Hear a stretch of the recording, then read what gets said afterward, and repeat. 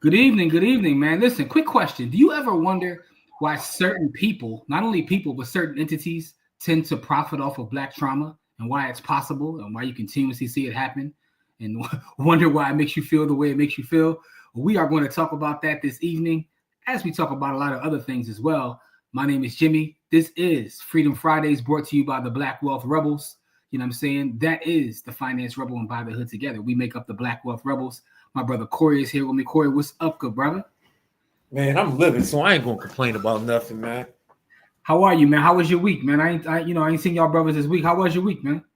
Man, I was out here. I was in the streets, bro. So I was out here doing unholy street things. Feet on the ground, huh? Yeah, man. I had to get out here and do what I had to do. You know what I mean? That's So what's up, man. besides that, though, nothing crazy. No, that's what's up, man. Listen, man. We got a lot to talk about tonight, man. Tomorrow's a big day for us. But we're gonna chop it up with y'all this evening. We are gonna do our Bitcoin giveaway as we do every week. My brother Kamari should be here in a minute. He had to pick up some last minute stuff for our event tomorrow. But I mean, Corey, you ready for tomorrow? Yeah, well, not ready because I gotta go get a fresh boy. But besides that, man. besides besides me having to go get a fresh boy, you know what I mean? Everything else is good, man. That's what's up, man. Yo, for those that are checking in, man, let us know. We got a number of folks pulling up live. Let us know who's here. You know what I mean? Where you checking in from? Like I said, Kamari will be here in a minute. But in the meantime, man, we're going to, just have some conversations, man, and kick it. You know what I mean? You ain't got a lot to kick it. K Diggy is in the building. What's up, K Diggy? How are you, beloved? Jamil from Detroit's in the building. What's up, Jamil? How are you? Our brother V Don Johnson's in the building. What's up, Don? We got a number of other folks here as well, man. So let us know who's here. Again, for those who don't know, tomorrow is our first live event as the Black Wealth Rebels, which will be in the East Falls section. It's River Falls Boutique is the name of the restaurant, and we will be there from 4 to 8. It's going to be dope. We got a number of folks registered, and shout out to everybody who's coming through. We got people coming from out of town. You know what I mean? We got our sister Courtney who's going to pull up. Kahan, hopefully you're going to make it out. I saw Kahan registered, man. Hope you come out tomorrow evening, man. So we got a number of folks there. Jamil says, how do we access the podcast via internet? Got Eventbrite tickets, but no online link. I don't know if it'll be streaming. We got to talk to our brother Karan. I'm not sure whether it's going to stream or maybe it'll be a replay after the fact, to be honest with you, because we do have Karan coming to record. You know what I mean? But I'm not sure if it's streaming or not. But, you listen, Don, man, you got to stack corn, man. That's my thing, man. We stacking the corn. Dina's in the building. Dina, I miss you this week. How are you? I didn't really get too much trading done. I was outside, feet on ground. I was in Ohio this week, all week. Just got back late last night. But I'm here though, man. Yo, the Cameron jokes is writing themselves right now, but I'm trying not to get it in Ohio, man. You know what I mean? I was out there kicking my wire bars and blessing the streets. You know what I'm saying, with some good talk. Cookie's in the building. What's up, Cookie? How are you? You know what I mean? But yeah. So, Corey, the craziest part is, so I got there on Sunday, man. I ended up having lunch with Arnold Schwarzenegger. You know what I mean? I was telling Kamari that. He was like, yo, you had lunch with Arnold Schwarzenegger? I was like, well, by having lunch, I was at one table. He was at the table right across from me. So technically, we weren't having lunch together. But you know what I'm saying? We was kicking it, though. It's crazy. So they have a thing. I don't know if it goes on out there every year, but this year it was there. It's like Arnold has his own weekend, like a whole festival, some ish. So as I get there, I'm like, wow, all these diesel dudes is walking around, pause. I'm like, what's going on? It's like, yo, it's the Arnold Classic, whatever it's called, right? So I ain't paying them dudes no mind. I'm hungry. I get there. I go to this, little fancy restaurant. So I'm sitting there, and I see all these folks, these big boys walking in, these diesel dudes. Then I see these other boys who all look like Jason Statham with the little joint behind their ear, and then they start pulling the curtains in the restaurant down. I'm like, yo, what's going on? I thought the president was coming through, but no, it was Arnold. So Arnold pulled up. It's him, and he was with the boy Phil Heath, Mr. Olympia. You know what I mean? So, but you also know I'm from Philly, so I ain't, it was like, yo, what's up? And that was kind of it, because I'm from Philly and we don't do all that. You know what I'm saying? Folks like, yo, you gonna get a pic? Nah, I ain't asking for no pic. I'm from Philly, dog. If I don't know you, if I know you, I'm like, yo, let's take a pic. Let's get a pic. But if I don't know you, no, we don't do that. We don't do that. So I'm from Philly. But no, it was interesting nonetheless, though, man. But Ohio is weird because you talk about dead. It's weird when you come from a big city, right? So I come from Philly. So outside is it's always activity outside. I was walking around down there, dog. They downtown is like it's like nobody there. It's dead, bro. And you know, I'm used to Philadelphia, DC, New York, like big cities where you outside, it's people outside. In fact, New York might be weird though, because I think in New York, and I don't know how many of y'all got this experience. If anybody from New York or been to New York, like let me know in the chat. You can go outside in New York at 3 a.m. and you think it's 3 p.m. Cats is out there walking their dog, shooting dice, talking crazy. You know what I'm saying? Cordo, what's good though, man? You go right over there, man? What you over there? You over there like sports betting or something, bro? No, man. Like I said, me and my young boy got to get a ticket to get back home. So I'm looking at tickets to get him back. Oh, from college? Yeah, because it is spring break coming up. Oh, Brittany's in the building. What's up, Brittany? So yeah, I was looking at tickets the other day for flights, but I could fly to Africa for the price of the flights from where he at in college. Like literally, the flight was like $1,200. All right, so here's another weird part, right? So I go to the airport on Sunday, right? And I'm in this nut ass Terminal F, which is like real small joint, right? So I'm walking down Terminal F and I see these two lines, and I'm like, hold up. I had to like do a double take and walk back. So I'm in Philly. You know what I mean? And for those in Philly know what I'm talking about. I'm at the International Airport in Philly. I'm in F Terminal. And there's two lines. There's a line of people going to Atlantic City and a line of people going to Wilmington, Delaware. And I was thoroughly confused by that. Because I'm like, who the hell catches a plane from Philly to Atlantic City, for one? And even more egregious than that, who the hell is catching a plane from Philly to Wilmington, Delaware? Right? Both of those are less than an hour away from Philly. Less than an hour. We already at the airport. Wilmington is literally about 15, 20 minutes. So I'm sitting there, and it bothered me so much that I like asked somebody, and boy broke it down to me. It ain't what I thought it was. He was like, they have a shuttle. So you can get certain flights from those smaller airports that go certain places. So you catch they have a shuttle that comes. But I was thoroughly confused for a minute. I'm like, hold up. Is the plane just going to jump on 95 and be rolling down the street? Like, what's like... wings up on 95. Like, what's going down for real? Listen, dog. When I went to law school, I went to Widener, which is in Wilmington, Delaware, and I used to like literally drive there to the crib every day. Like every day, it was 40-minute ride. Widener is around the corner from where I used to live when I lived out there, and so Wilmington is like another block up. Yeah, so I'm like, that's kind of weird, man. But yeah, man. So everything, I made it back safe, which is something you gotta be thankful for in 2025, man. You know, everything's going on. Politics is happening. I'm watching the tariffs. I'm watching the market go down.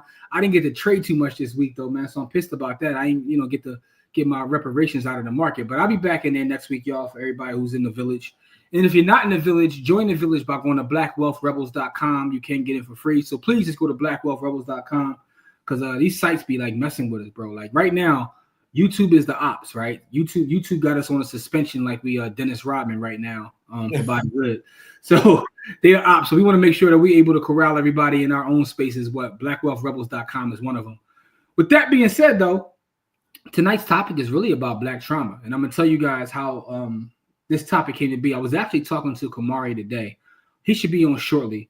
And we were talking about various things that happen on the internet and how people are, internet is a wild place, bro, especially with everything going on from a political standpoint, the cost of everything and just how people are right now. The internet's a weird place. And we were talking about some of the things and some of the behaviors that we see. And I was telling him, I'm like, well, a lot of things is based upon trauma. And, Corey always talks about people's trauma responses and how they respond to trauma. And he was like, well, the problem with that is people are profiting off of said trauma. There are a number of sites, I don't even have to say, or pages rather, these days, no one cares about a website. There are a number of pages that literally create content and, make money off of Black trauma. But it's not just that. Some of the behaviors you see from people and they put a camera in front of their face is nothing but trauma. Like, that one boy, I see him on my timeline every day now. Oh, what's the boy's name, man? The boy that was on that Pop the Balloon show, and now he's like on every show. The turtle face boy. That boy, I swear every day he on my timeline, either putting hands on someone, getting cussed out by a woman, kissing a trans. Like, he's on my timeline every day doing something wild. And it's like, yo, all I see is trauma. Me and Corey talked about it before, like with these young boys and the raps, right? So I still listen to rap music. I'm not above that, and I'm like, yo, all I hear is pain. Like, it's crazy, right? Did you hear the new song with Meek and Friday? No. Dog, I want you to hear that, just to hear the you talk about trauma, but I mean that's like blatant. It's not even hidden in the lyrics. But anyway, Corey, I want you to cook on this for a minute, man.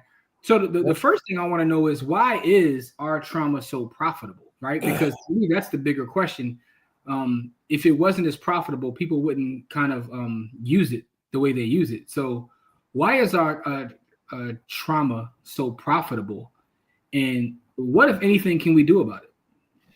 Well, our profitable because our country is back of black trauma, right? So, the enslavement of people is trauma, and the treatment of our during that enslavement, trauma. You know what I mean? So,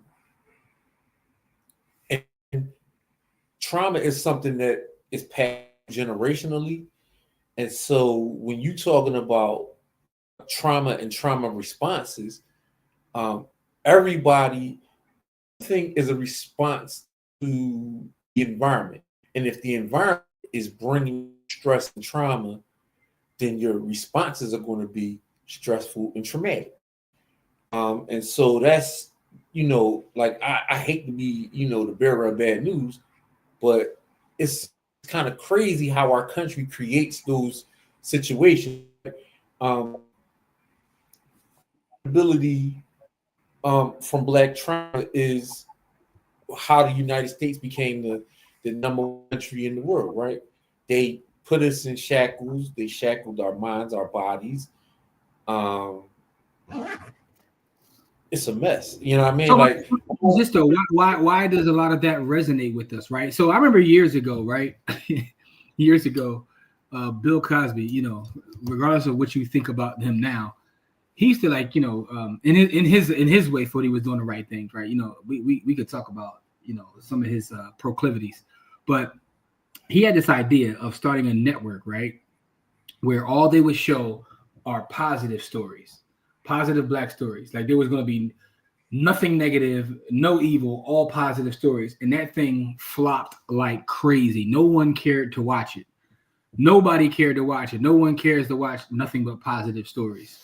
So my question is, as a person that consumes a lot of content, and I do spend a lot of time online, I'm not gonna lie, why is it that we're attracted to some of those things? That's what I'm trying to get to the bottom of. Like, and by the way, this is not just for Corey, this is for anybody watching. If you have any opinion, why are we attracted to that? And it's not ratchetness, by the way, because trauma is different than ratchetness, but like, we're just, sometimes they collide. There's a high correlation. But what is it about those things that attracts us, though? I get your point of why it exists. Yeah, so it attracts us because this is conditioned to make it attractive. We've been conditioned for it to be attractive, right? So when you look at your news, right, you ever looked at the news, right? Yeah. That's why I stopped watching. They don't really tell you about the good things to the very end. Like, they also bring you, but they give you 30 stories about, so and so got murdered on this corner, so and so got their money stolen over here, and we're going to be, like, we're reporting on the news. Mm-hmm. But the news is good and bad. Yeah. I mean, like, but you never get that, we never.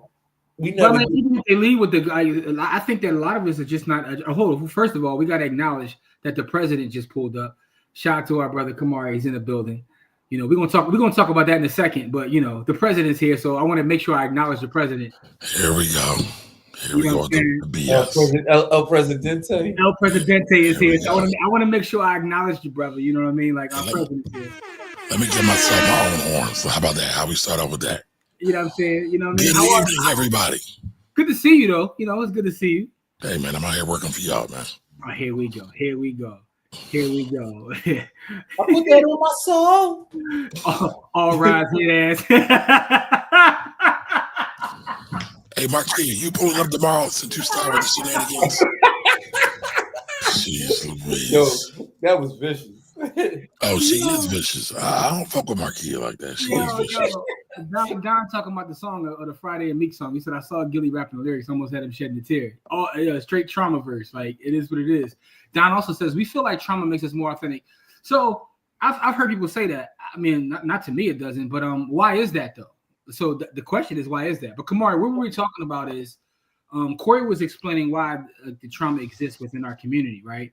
In terms of the country being built on the backs of our people and Black trauma. The question I was asking him is, why are we attracted to trauma the way we are?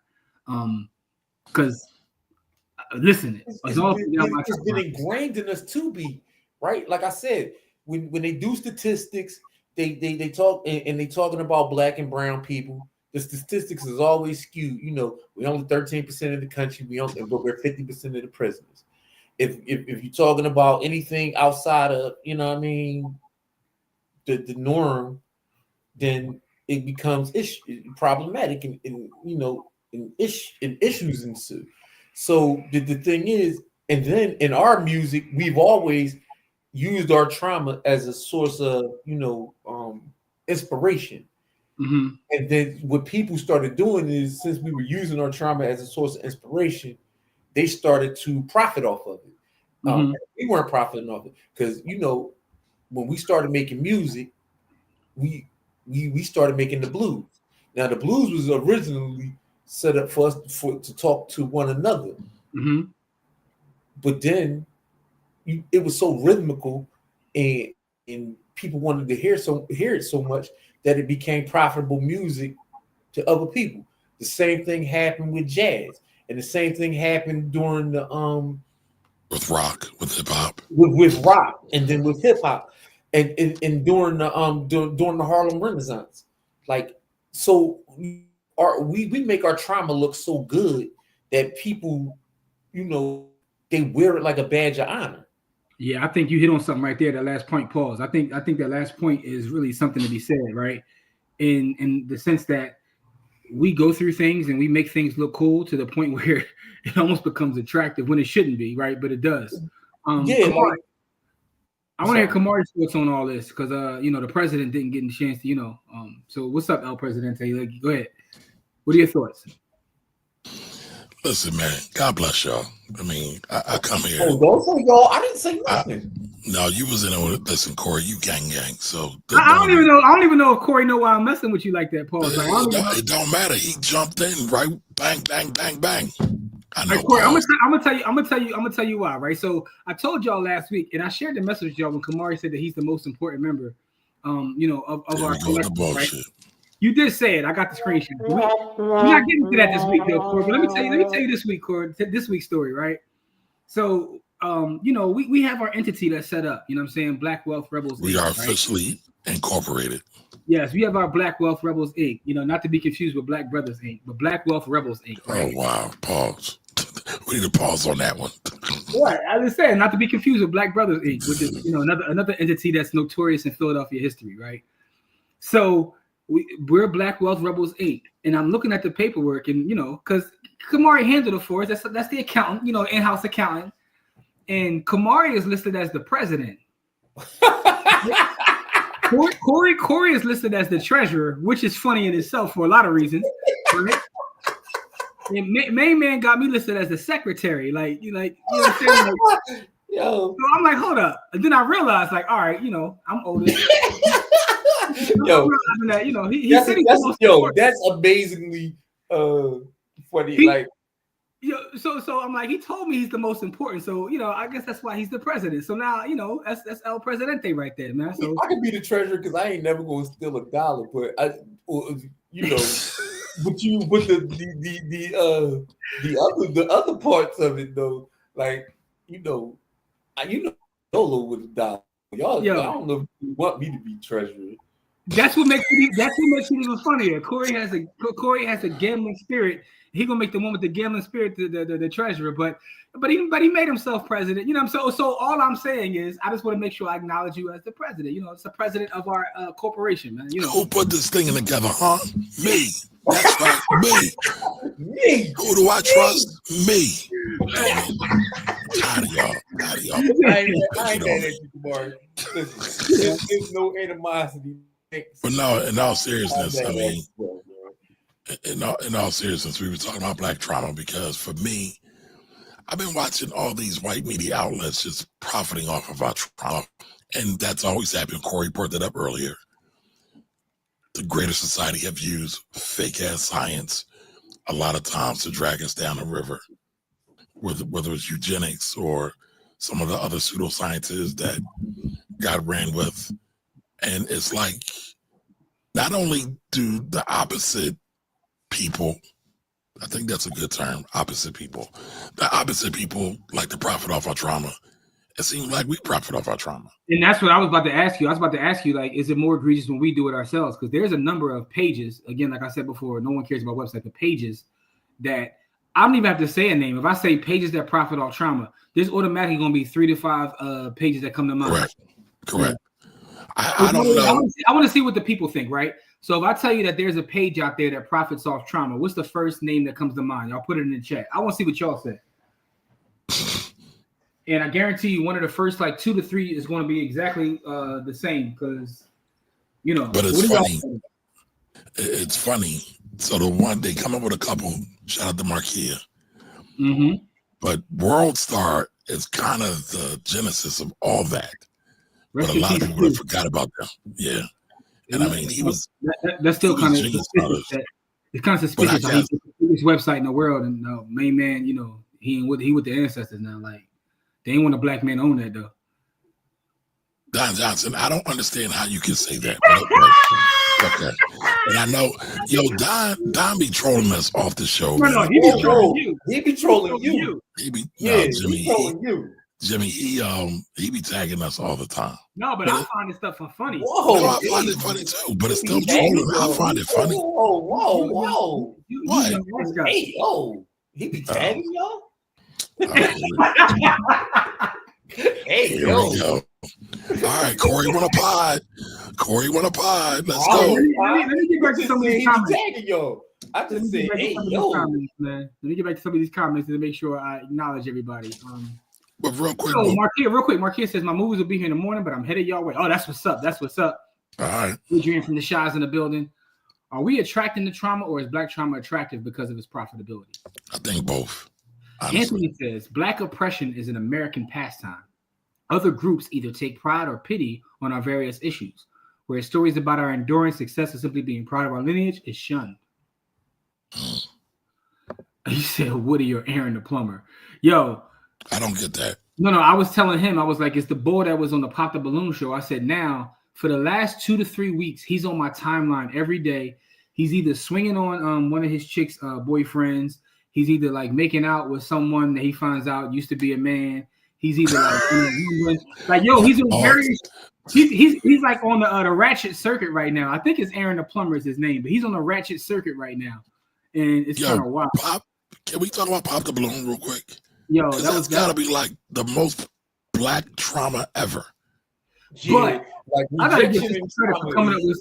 She came up with something original, and now she got cloned a gazillion times. But the original sister, yeah, but she's still eating off of it. Listen, because I ain't gonna lie to you. When that thing first came out, I used to religiously. I sit there and wait for it to come out. I had the little YouTube Joan with the bell subscribe. But now it didn't went too far. Because now I feel like they be setting people up. It wasn't that way in the beginning. They pod. Pretty much. Yeah, that's all it is. Yes. And Marquia says, kind of what Corey said, we make the struggle look fun. Say nobody coming to see you, Otis. Ain't nobody coming to see me. That's right. No, she's talking about to see Jimmy. They're coming to see El Presidente. Corey, trauma has become our golden badge. Yeah, listen, man. So I love people, right? I love our people, but the things that we do and then you got the shucking and jiving tomfoolery that people do. So you got the how do I say this being blessed? The uncultured, the unconscious. Yeah, like just they out there doing the ratchet stuff, and it's not natural. It's like there are ratchet people out there, and then you got people out there that are phone like Well, just you got being people, weird. cosplaying, man. Listen, Yeah, I like saw, that's a great word for it. Cosplaying ratchet. It's like what I compare it to is when I went to college and I seen dudes that got on the college campus that used to get their lunch money took, and now they on college campus trying to play rough and tumble on a college campus. I saw that. I'm I like, saw bro, that. Or My the I'm like, friend, bro, I just watched you get your watch. I just watched you get your watch and your chain took on the block, and now you up here and you talking crazy. I went away to school. There were dudes that were older than me, and I remember, like, you know, from the neighborhood. I'm like, they got a whole different personality. And I remember telling my mom, like, "Yo, Bull's up there," and she was explaining to me, "Look, college is a chance for people to reinvent themselves." I'm like, "Yeah, but that ain't even who he is." Yeah, anyway, like people out there. I'm like, yo, bro, you was or somebody who was a straight A student and never ever been in no action up there asking for action. I'm like, bro, you got straight A's in college. Why you want this action? It's like or I watch rich kids who I know who their parents is you know 6 and 7 and 8 figure earners, and they up there wilding like, bro, like what are you doing? Attention, but let me say something though, because people won't hate me for this one though. That's our sister who is on Congress. What's her name? Jasmine Crockett is her name. Yeah, she became a caricature of herself. Man. Dog, I was watching videos of her today. Early in her career, she was getting started, and she was like the most well-spoken, articulate. And I didn't even know her history. It made me actually look up her history. And she went to some of the best schools in the country. She's a lawyer. Yes.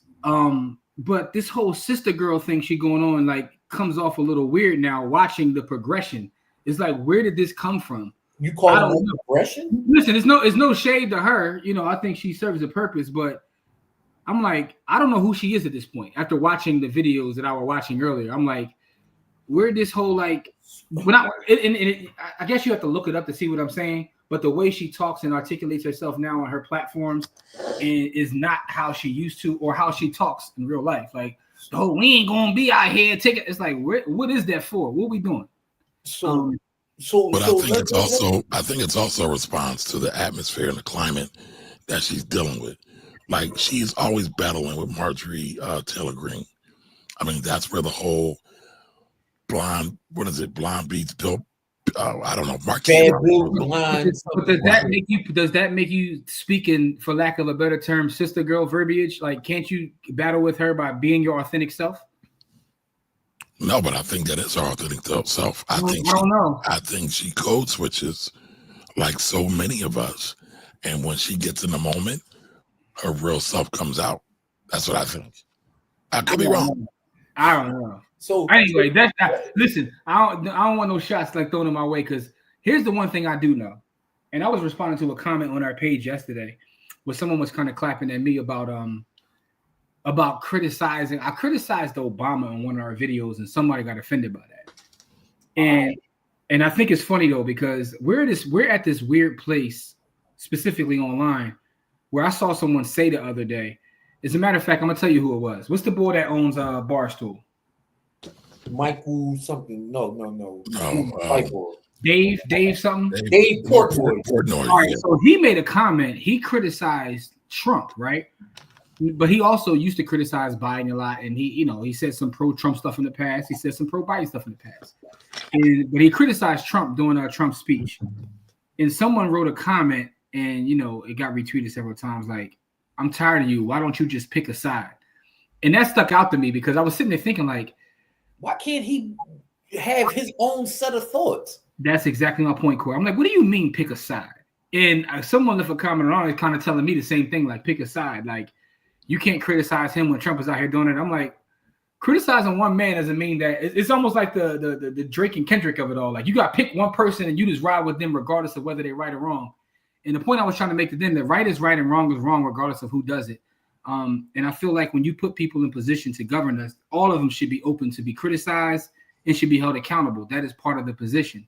But this whole idea of picking a side is kind of problematic to me. But Yeah, I don't. Anytime somebody tell me to pick a sides, I always say me. That's the side I pick. I like, you know what I mean? Yo, my FOH game is crazy. Like nobody is objective in 2025. It's like yo, so it's Nobody so has ever been objective. so. But the thing about it is because That's my debatable. FOH game is so strong. See, this is why I used to read. I used to be high strung and kind of retarded on here. Like, whoa, we can't say that no more. First of all, I can say whatever I want. See, let's center the president. I'm not talking about anybody. I'm talking about me. I know. Hold on for a second. We just got to acknowledge that we put the president in the center. Now go ahead. Yeah. So I'm talking about me, right? So I used to be on here and arguing with people who are ridiculous and so ridiculous in their thought patterns. And you could tell that they ain't never read nothing higher than the Archie comic.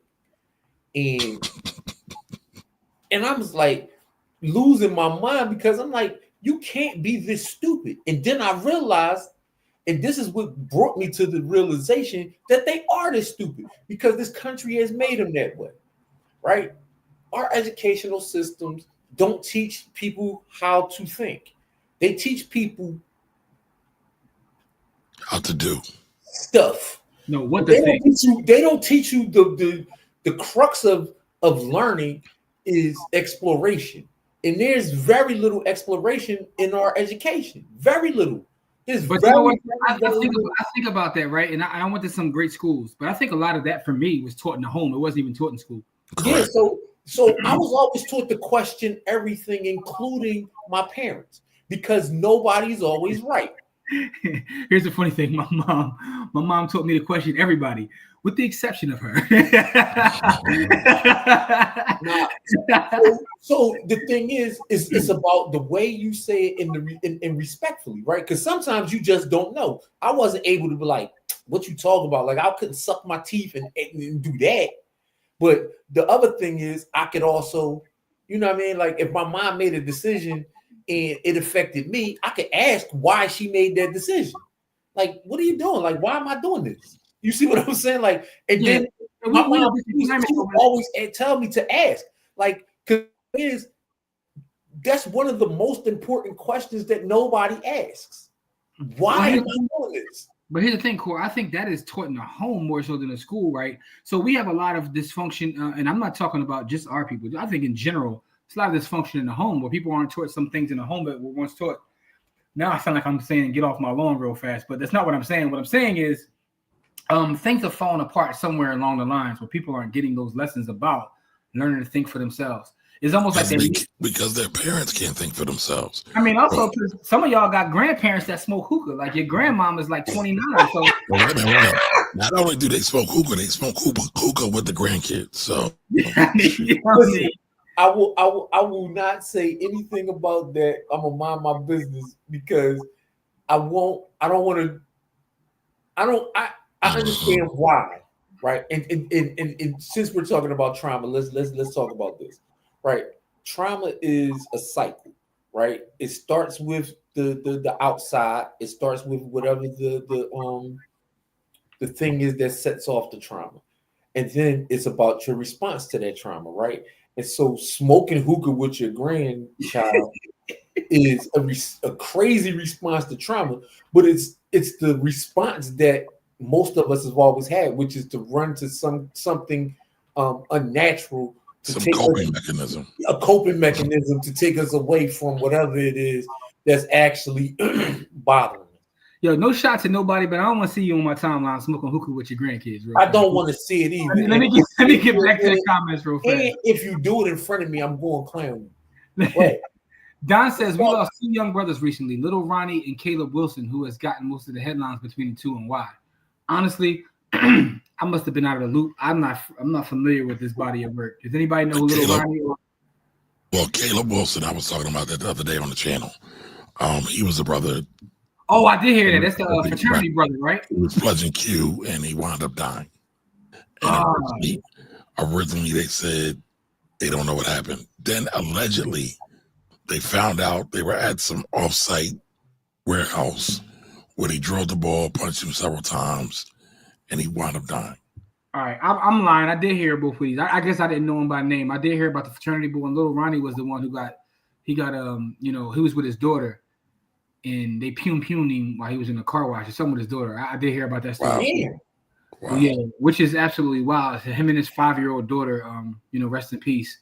Like, listen, I understand street stuff. I don't get into street politics and all that, dog. But a 5-year-old dog, y'all out of pocket. That's way out of pocket, bro. I mean, but that happens a lot. That's not uncommon. That's Yeah, not uncommon. I don't care how many times it happens. But listen to this. You saying that is a trauma response. Yeah. That's not uncommon. It's crazy. Do you understand how crazy that sounds? No, it's not a trauma response. It is trauma. So I am traumatized by it. I recognize that I'm what just I saying, said. you have to recognize how crazy. Like sometimes when you say things and you're so used to saying it, it don't sound crazy to you. But when you look at the actual words, that is a crazy response to a man, a 5-year-old child getting shot. But But we also have to be mindful of how we interpret things. So the way that I said it, right? I'm talking about it's been crazy and it's getting crazier. No. I'm not saying that you're wrong. I'm saying that the response is let me finish, Cora. Let me finish.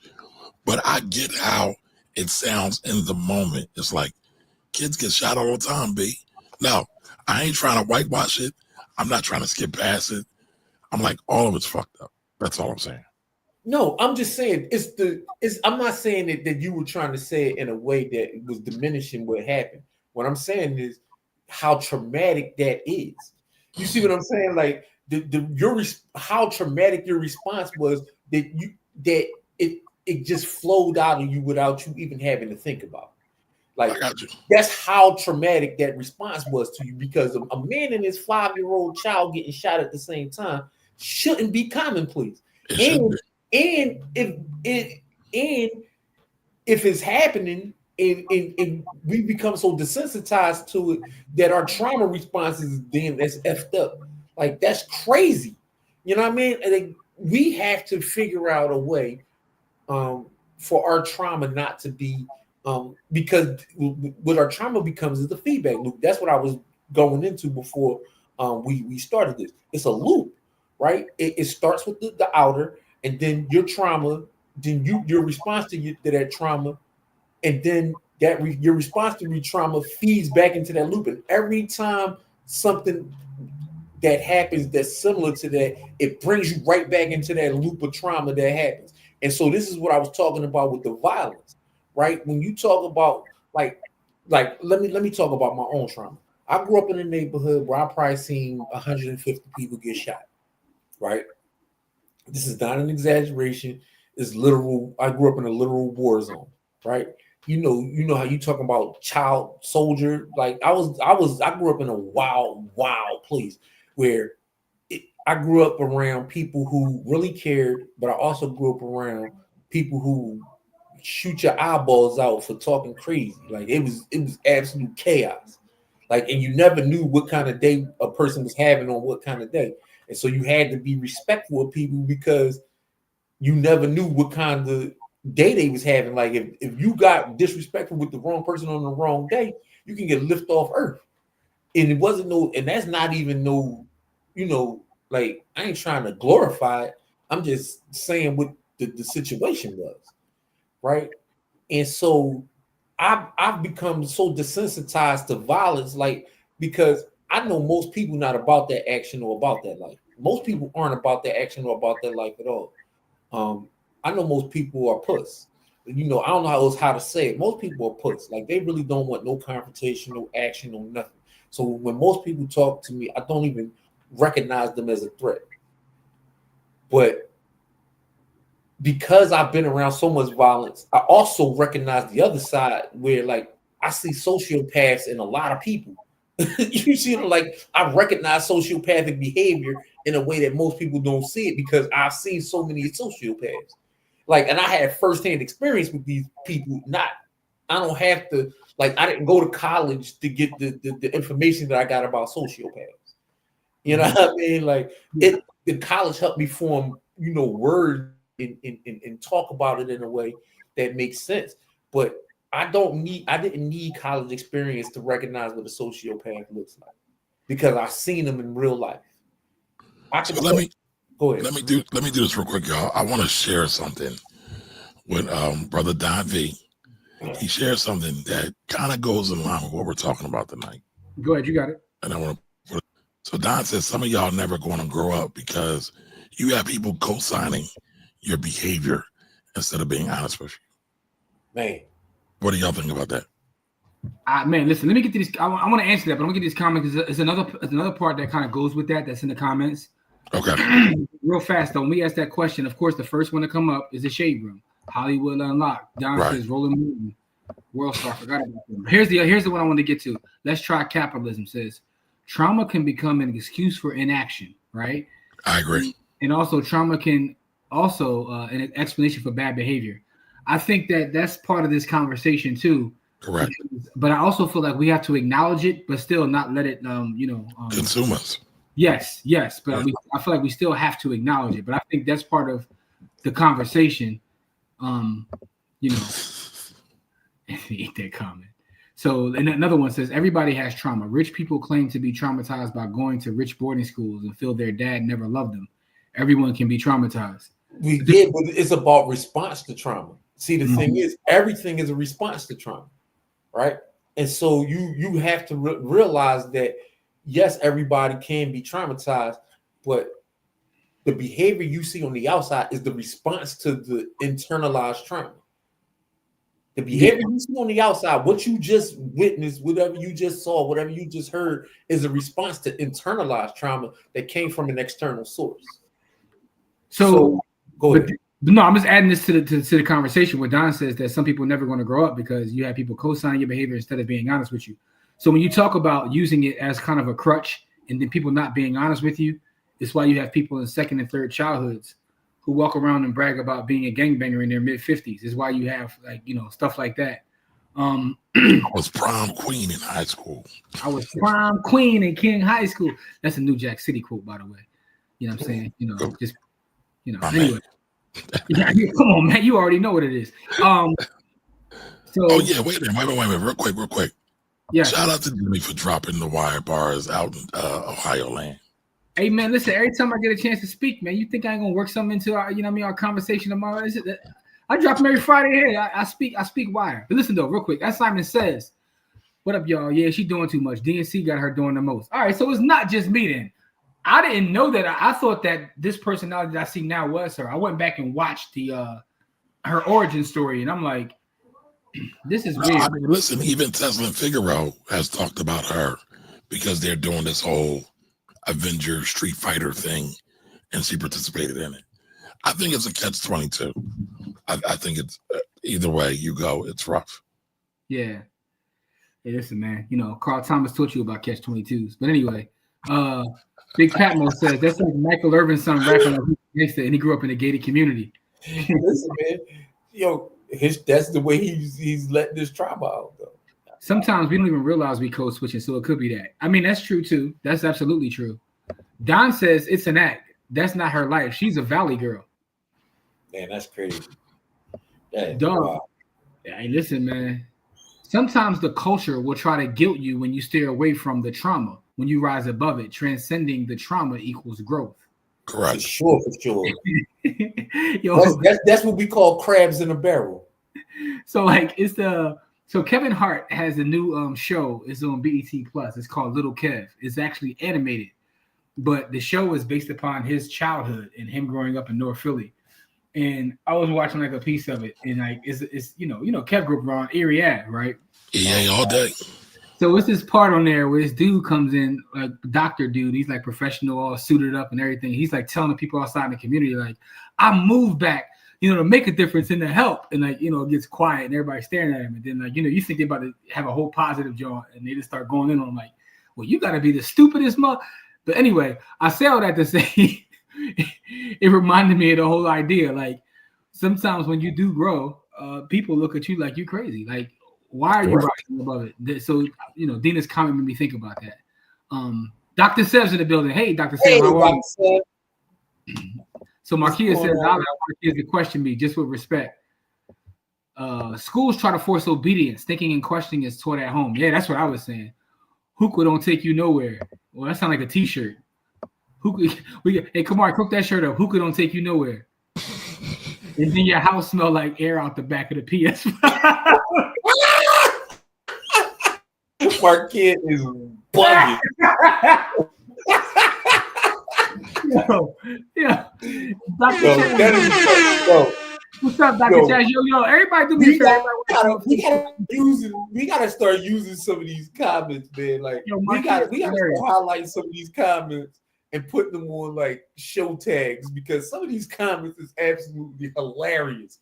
Listen, we need to put our comments somewhere with no context. Like your house smells like the air out of the back of a PS5 is absolutely that is everybody do me a favor though. For everybody watching, please do me a favor, hit that like button for me though. Please get our likes up. So Dr. Seb says, missed the first part of the show, so I don't know if this is in line with your discussion, but trauma and negativity sell. Yes, it does. And we were trying to get to the bottom of why though. Like, why is it? And Dr. Seb, I would love to hear your opinion on why it sells. Jay Crockett is a 1%er trying to fit in. She isn't code switching in the sense we normally see. Hood to corporate life. She's doing the opposite. I ain't trying to slander the sister, but I just found it interesting because again, until today, I didn't see none of the previous. I didn't see her speak like a Valley girl, and I was like confused by it. So Dr. Seb said the last few months, I've been thinking about content creators who are growing exponentially because they promote those things. Our community labs. If we was a relationship show, we had 75,000 in this show. That's a fact. We're not pimping trauma. We out here trying to actually get out here and commiserate with the people, and they out here talking about, if your husband is sleeping with your cousin, should you stay with him? Like, yo, I saw a new one today. It was like it was a picture of two sisters, and they were beautiful looking sisters, right?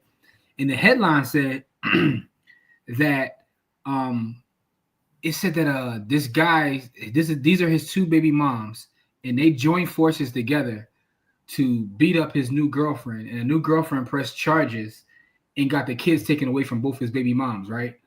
So as I'm looking at it, I'm reading the story, and then someone exposed it that not only was the picture AI, someone used AI to create the whole narrative.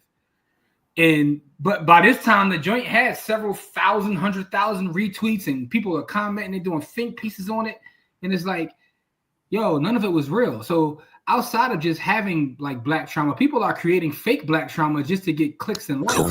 Correct. And that's the problem. So now we're in a weird space now. It's like black trauma. That's not weird. No, what I'm saying is black trauma, it goes so much that it's not even real anymore. Yeah, but the thing is, you can't, because there's real trauma out there. There's people losing their lives, real, people out there hungry and homeless, and people need the fish fry to bury their folks. And I'm not that actually, because every time I see one of them Jones, I try to put a few dollars because everybody ain't prepared the same way. No, I get it, right? Here's my opinion on the fish fry. Like, I know people be like trying to shame people that have fish fries that put their loved ones away. I don't have a problem with it. I only have a problem with it when the fish is trash, right? Because you're not going to have the fish fry to put away one of your cousins, and then I support you, and then I get the fish, and your fishes. At least get some fire fish, though. That's my only complaint. Hold on, let me jump in on that real quick. So I know a lot of us like to jump in and shame folks who do the GoFundMes, the fish fries, and I think a lot of people don't research history. At one point, black folks couldn't get life insurance. True. All we could do is pass the hat, do a rent party, fish fry, whatever it was. And if you read about A.G. Gaston's going back to Jim Crow times, that's what he did. That's how he got started in life insurance. And that's how we started to make money. So I think we all should give. Now, my personal experience, y'all know my father passed. People are still giving me money, like old school people, baby boomers, $50 here, $100 here, here's something. Like, that's something we should still practice, in my opinion. No, for sure. No, like I said, I'm not talking about y'all. I'm talking about in general. My problem is don't be giving me no trash fish though. At least have someone knows how to make a proper fish. Make the fish. That's my only problem, Kamari. Give me some good fish. Don't give me the trash. Want some good fish. Do you That's want grits with it? I do mess with grits with it. I do mess with and gravy. And gravy. I do mess with grits. So listen, there's another clip I wanted to play before, but I think it goes perfect with this conversation. Let's go. Black people have this may ruffle some feathers, but I don't give a fuck. I feel like black people have revolutionized poverty and made it look so fucking cool that people think we like it. Nah, I ain't gonna lie. I think that black people have made poverty look so cool that people think we fucking like it, bro. We don't like it. We just making. And I think somebody in the comments just said that same exact thing. The best of it. Even the trauma that come from it, niggas aspire to it. Like niggas want to be a tough nigga. You don't realize this nigga ain't tough. This nigga just watched his daddy die and his mama on drugs and like his life. That nigga traumatized. That nigga got PTSD. He ain't tough, but he got he's traumatized. And to the point where a nigga could grow up in a home like this and aspire to be from the projects. Didn't Corey just say that? Kind of paraphrase. It's because unfortunately people think that blackness is tied to poverty. They think that the black experience is being. Now, could we take poverty and interchange trauma?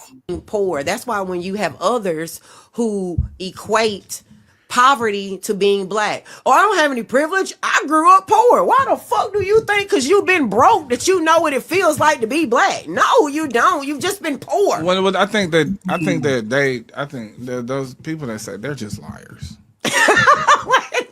It's just like I think that, like I said, we've made poverty look so easy and so cool that they think that it's synonymous. Just are cool. You're not gonna take the cool. You're not gonna take the rhythm. Is for the cool. Yeah, you're not gonna take the rhythm out of black people's steps. You're not gonna keep black people quiet. I think we're always gonna be too loud when we were never meant to be heard. And you're never gonna stop us from being creative. So we're gonna find ways to express. And it, just as much as you're gonna have somebody that is gonna be critical of America, you're gonna have somebody that celebrate their neighborhood. Correct. And both things exist. And I think that you get into glorification when you got record labels pretty much creating a blueprint for what our music should be. Right. And they putting it in a spreadsheet. This does well and this does well. And they got a checklist. And they got a checklist and these words have to be mentioned and this is the subject matter. And you're gonna tell me blackness. And you're gonna tell me black. What do y'all think about that?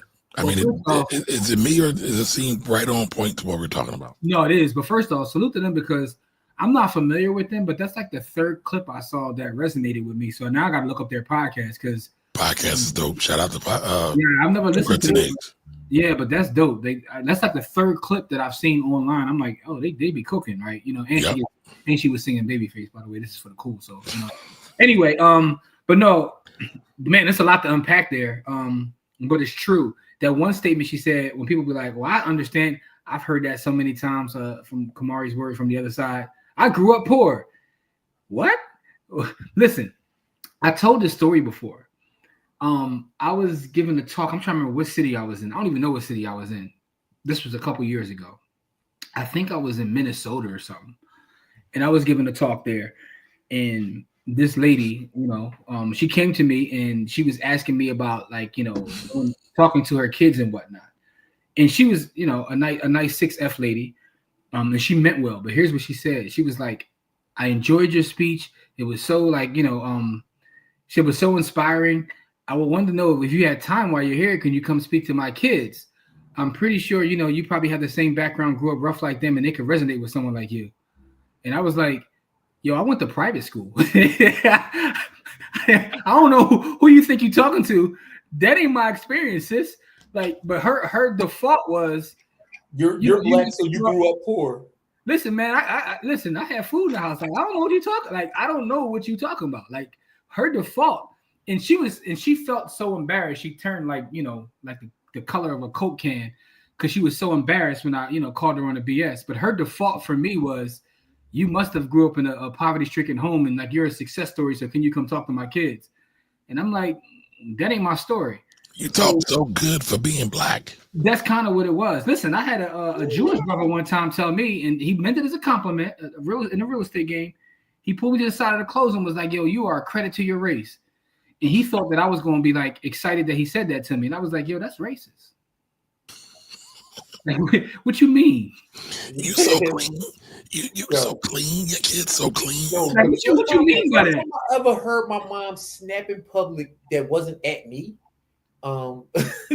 is when I won an award and I gave a speech. It was one of those awards for like going to one of them programs, and like I built some like they had like model airplane Jones, and I built a model airplane and I won the award and all this other stuff. And so the white lady who was running the program got on the microphone and said, "Your son is so well spoken." And my mom went absolutely fucking bananas. What do you mean he's so well spoken? He has the same fucking education as everybody else in here. Matter of fact, he probably got a better education because my family are educators. And like she was going absolutely fucking crazy. And I was like, oh shit, like, because I had no idea, that it was slanderous for somebody to say, what I mean, that you're well spoken. Because well spoken to me didn't mean anything to me because that was the way I talked all the time. You know what I mean? Now, here's the weird part about that conversation, Corey. Like, even when I started having a conversation with now I'll give him credit because he was willing to hear me out. I'm like, dude, like you can't say that. And in having a conversation with him, I realized that he has no experience around black folks, right? So this gets into a different conversation from a previous show. Like his perception of black people is what he sees on the news or what he sees in the media. So when you see someone that isn't behaving that way, you think you're giving them a compliment. You know what I mean? But it's like, yo, my mom went absolutely ape shit, and like my mom is one of the nicest people in the world. You know what I mean, to the outside world, because she always presented nice to the outside world because she didn't want people to take her anger and place it on us, right? And especially as a black woman, she didn't want to present angry black women in public a lot of times because when people see angry black women, they automatically associate their children with being like. No, understood. You see what I'm saying? So, but in that case, my mom was like, "Man, fuck that. You're not going. Like, she was like, you never let nobody talk to you like that." And I was like, damn, like the lady ain't really saying nothing. She just said I was no, fuck that. Like my mom was going absolutely crazy. Let me get to this comment. Marquia says Meta was exposed by a whistleblower for prioritizing that kind of content. Correct. Yeah. A black whistleblower at that, I believe. Yeah, man, I gotta reset some of my algorithms. Some of my algorithms be crazy, man. It don't even be my fault. Like I get a lot of stuff from other folks. I be opening up. Got the shaky butts all crazy on it. Like I'm just saying. And the crazy part is I'm not even on social media. Like my algo got the shaky butts extra crazy on it. I blame y'all. I think that's why I spend time on TikTok the way I do is because TikTok might be my most mature and clean algorithm because you know what's crazy? My IG doesn't have it because y'all seen the stuff I send from my IG. So my IG not really. Yeah, Corey got the whole he got the Hotep IG. Yeah, but my Facebook profile. Jesus Christ. Like every other video they show got some chick with the titties all out. And hey Kamari, speaking of that, did you see FD Signifier's deep dive on Hotep? I was about to bring it up, but I didn't want to. But you know what's crazy? I think because I watched the little chick. I need to watch my mouth. I watched the young lady cooking with Kaya. Oh, there you go. That's where your algorithm went bad. That's where my algo went absolutely south. That's right there is where your algo went bad. But no, Kamari, that he did a 3-hour deep dive on Hotep. I watched it. I'm about 30 minutes short of finishing. Listen, man, I feel like that brother should win an award. That was an amazing piece of content. Like the research, It was a good piece of content, but I also think it was a little redundant, a little bit too. But it is amazing, and I think it gives a lot of backstory to that subject matter that people don't get, and why Jimmy always calls me a Hotep. So we get it. Yeah, sometimes you do be in your Hotep bag. That should be called that your Baba Mar bag. When you get into your Baba Mar bag, that's when you in your Hotep. But I say that to say I don't know what kind of award someone can win for a YouTube video, but he killed that. So salute to him. Don says, by her not being from the hood isn't a negative. The negative is her playing a role that she's not from. Talking about the congressional system. So maybe I need to do a deeper dive on her. I know she's from like St. Louis. I know she moved and went to law school in Houston. I know she got into the rep C because it was, but I don't get the whole Valley Girl thing. I know her parents were pastors. One was a pastor, one was an educator. We all know people that grew up in the hood that's not hood. Hold on, I'm not, but no, her story was I don't know about her family's financial stability. I know that her schooling, right? So she could have been on a scholarship, whatever it may be. Right. I'm gonna tell you that don't mean nothing, bro. I done went to the best of schools and I'm the most ratchet. But let me finish though. But you've always presented yourself that way. What I'm saying is when you hear her talk in her normal tone, she said, I see why Don says Valley Girl, because that's kind of, before it's like recently she got into this bag and I think it's made her popular, to be honest with you. Like, so maybe that's why. Popularity is a drug, it's a trauma response. So the Side Hustle Society says that baby mama story is wild. It's not surprising though. Yeah. We have romanticized the struggle, and that is profitable. Man. Dr. Sev Money talks. It's like, listen, it could be because those who watch think, at least that's not me. My life is not bad. In the world, in the U.S. especially, has a culture of looking down on those worse off than them. I think there's a point there. That's absolutely. Well, we talked about that. That's the sister Isabel Wilkerson talked about that. Cast, the book Cast. But I think there's another piece to this too, right? I think that sometimes we see things not, and we relate to that, right? Like it's familiar. It's familiar, yeah. So familiarity is crazy. It's crazy, but it's like you said earlier when Kamari made the comment. Like for him, it was like, "Yo, this has been happening." Like it's familiar. Nate always speaks on the importance of good fish. That's such a wild comment. But hold on, let me say this real quick because I messed it up earlier. Bleach bond, bad bill, butch body. Bleach bond, bad bill, butch body. Like she got pigeonholed into this sister girl narrative when she said that in a response to Jasmine Crockett, because Jasmine Crockett is a whole fucking nutcase. But I thought, no, you said it backwards. Jasmine Crockett is the sister. You talking about the other one? The other chick, no, I'm Marjorie saying Green. No.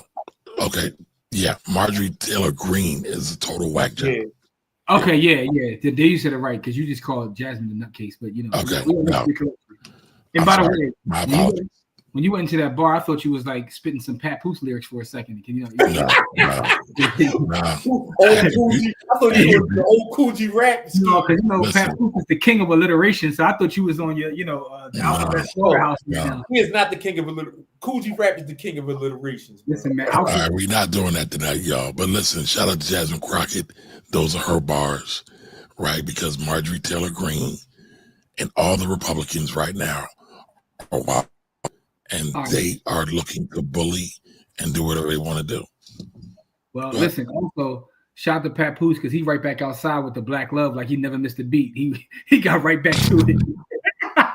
Yeah, I just saw that Puerto Rico. Yo, listen, he right back to the black love. He had somebody with hands because he know his lady got, his baby mom got crazy hands. So he had to pick somebody with crazier hands. Like his baby mom did the jail. Listen, definitely has points. So, Pat, what's up, Pass? Pass says trauma is profitable because it's connected to the drug of hope instead of the cure of transformation. I saw that, I was reading that, and I was just like, God damn, Pass is in his bag again. Yeah, man. So they gravitate to us that type of content. People say racist stuff like that because they have viewed exceptions for so long they think it's the rule. And now you have speaking well appears to be the exception. Yeah, that's crazy. And that's true, though. So Kahan says, speaking of trauma, you see, What did I tell you, Jimmy? What did I tell you? What did I tell you? Yes. Listen, we're not talking about that. That's a personal thing. I will say this. That was the inspiration for today's show. It was one of them. That's how the conversation started. Because yes, to answer your question, yes, we did see that. But, but here's the crazy part about that. The one thing I'll say, a lot of that story was out there, but I feel like he has a whole new fan base at this point, so they didn't know. because that to be honest with you, that's not his only daughter. So it is what it is. But yes, we did see that. But I'm not gonna say anything about it. Only thing I will add is that responding to your daughter by saying, Damn it, Jimmy. Come on, man. Come I'm on, sorry, man. all right. I mean, it's too late now. All I will say Hey, is you already didn't say it. No. I'm not gonna get no. into. I'm not gonna get into what she said or what he said back. all I will say is black love is needed. Yes. All things in all sides. But That's all I got to say. when she sent him a message, his response is peace and Pan Africanism. Like talking to your kid like that is wild, yo. That's all I'm gonna say though, man. But other than that, man, that's none of my business, man. We need black love, y'all. We need black love. Our man, Armando, good content, yo. I grew up in the South Bronx in the '90s. Never got into Bronx, South Bronx. Hey, listen, man. Salute to your parents or your village or whoever kept you out of it, right? Because that's the thing, right? Just because that's the thing. Sometimes you can be from the hood but not be of the hood, and that's true, you know. That's why that movie, what was that movie, Dope? That resonated with a lot of folks. Where they was like nerds, but they was in the hood. Like, you know, it is what it is, man. So, but there are a lot of people like that, though. Corey just said that everybody not about that action. I mean, it's because you live in the hood. Listen, man. Corey said something earlier. He was like, man, because most people is, you know, he used the P word, and what I'll tell you is, I know at my age now, I'm the P word because I don't want no parts of nothing y'all got in, bro. Listen, I was in West Philly this morning, and I was at. Damn, you took my car. I was gonna say that. Listen, I was in West Philly this morning, and I was on a block, you know what I'm saying, off Westminster, and I saw like folks arguing. And what in Westminster? 41st side. You know what I'm saying? Yeah, they get busy down there. They was arguing, and I'm sitting there, and I'm in the car. I was like, you know what? I'm gonna come back. I'm gonna pull off. Right? They figured out their issues or whatever, and it was cool. I'm at the age now where I don't even want to be around people having an argument. I don't want to be around nothing, man. I'm curating a life that just brings me joy, and that's kind of what I focused on, man. So in curating a life that brings you joy, sometimes you got to cut off people, places, and things, and it's a necessity. And I'm at the point now where I'm at. You know, I'm not 50 yet. I'm in my 40s, but I'm curating this life where I don't want no drama, no nothing. So I'm all up. So to Corey's point, y'all can call me the P word, whatever you want. If I see y'all arguing, I'm going the other way. You know what I'm saying? If you want to argue with me, I'm just going to tell you right, because I don't want to argue with nobody. I don't want to deal with none of that. I'm just out here trying to stack sats and mind my business. But anyway, Simon's laughing. Anthony says Jasmine Crockett went to Rhodes College in Memphis, Tennessee, an exclusively Pell private college. She was definitely code switching in that institution. Yeah, so I don't know who the real, you know, I don't know. And I wasn't trying to slander her by saying that because I was taken aback by it. 80% of the hood just be chilling and living life. That's a good point, Don. Yeah, minding their business, like really minding their business. But all we hear about is the 20%. Yeah. The bad apple always gets the attention. Hey, Lawrence knows exactly what I'm talking about. At this age of 40 plus, you avoid issues. Others can crash. Yeah, folks can crash out all they want to. I'm gonna say this. I don't be around none of that. I'm gonna crash out only when somebody like approach me. Like if you don't approach me, I'll never crash out because I really don't care enough about people to get involved in the issues. Listen, man, I'm all about curating a great life. I don't even want to be around people that have crash out energy. Like facts, because energy is real. Like leave me alone, dog. Man, I'm I don't get involved in a lot of crash out stuff because I got kids. But I will crash out on you because I see people crash out online. Like I don't know if we talked about it, but y'all see me, man. I can't even front. Like it's been a couple of weeks now, and I don't know if we ever talked about it. But you see the main man crash out because Steve Smith was blinking his wife. Yeah, my man put like, bro, are you serious? Like you couldn't have made me tell you that under drugs, under anesthesia, and all of that. Like you couldn't have made me put none of that out in the street. Steve Smith I missed that. Steve Smith was railing boy wife, and I mean, this is what was happening. Listen, he got wind of it, and then he put the whole scenario on the social media. Bro. I mean, we were talking about Papoose. He kind of did the same thing. No, no, it's different, Kamar. No, Listen. Let me tell the story real fast, Core. So Steve Smith, who is an NFL legend, great wide receiver, by the way, for the Panthers as well as the Ravens. He still was working with the Ravens organization. This sister was, well, she wasn't a sister. She was, 6F. But she was working for the Ravens as well. So he's making sweet, passionate love to this married woman, even though he's a married man. He's a married man himself. So her husband catches. It was sweet and passionate, but never mind. Go ahead. Listen, I'm going by the text messages, dog. Okay. So her husband catches wind of it and puts out all their text conversations, the pictures they were sharing with each other. And she's talking about how he's all deep in her, messing up her IUD, and she wants him to do this, that, and the third. It was absolutely nuts. But the thing is, her husband was so hurt by what she did that I guess he was crashing out like, I'm going to ruin Steve Smith's marriage. I'm going to ruin everything. So yeah, it was just wrong. And to Corey's point, Corey was saying that some of the stuff like, you couldn't pay him to put that on the internet. What it made me realize is no one like feels embarrassment no more. Like people willing to share their everything with the internet. It's a wild situation. And to Brittany's point, his ego was hurt, right? So he just went out there trying to like put everybody out there because he was hurt. But I've seen people share stuff on the internet, and I'm like, and maybe I'm just, I got a little bit of boomer in me or something. Like, I'm not from that generation, but sometimes I could have some boomer tendencies. Like everything is for the internet. And I've even seen people that's Gen X. I've even seen people in my city who were quote unquote street dudes get on the internet and be arguing and carrying on. And it's just like so weird to me. But that's why social media really is a drug, bro. It really is. Because people just get on here and don't know how to control themselves, And I just thank God that I grew up at the time that I grew up in, and I grew up around like strong men who taught me like, certain things, like if you can't control your emotions, like that's the number one thing you got to do. You got to learn to control your emotions. You can't let someone else have control over your emotions. And that's kind of what we see.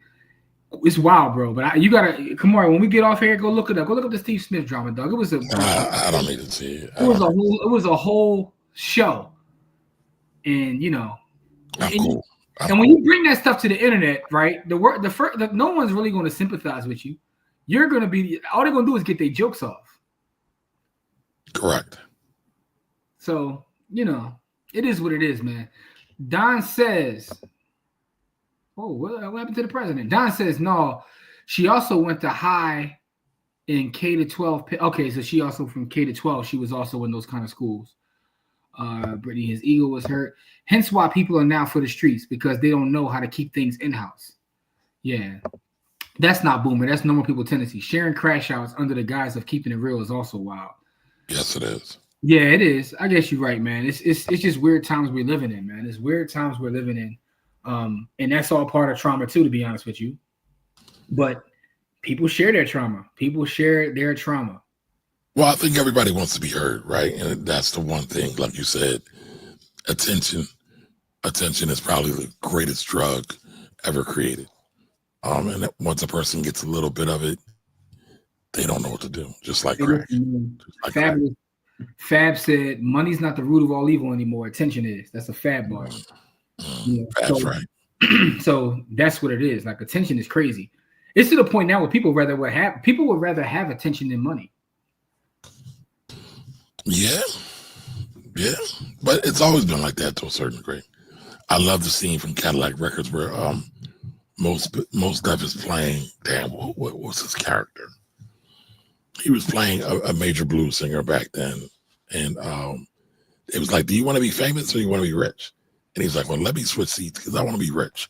I don't care about being famous. And to me, that's the same thing. I don't care about being famous. Actually, if I could just go throughout my life and nobody know me, I'll be cool with that. Well, two things there. Most Def was playing Chuck Berry. Thank you.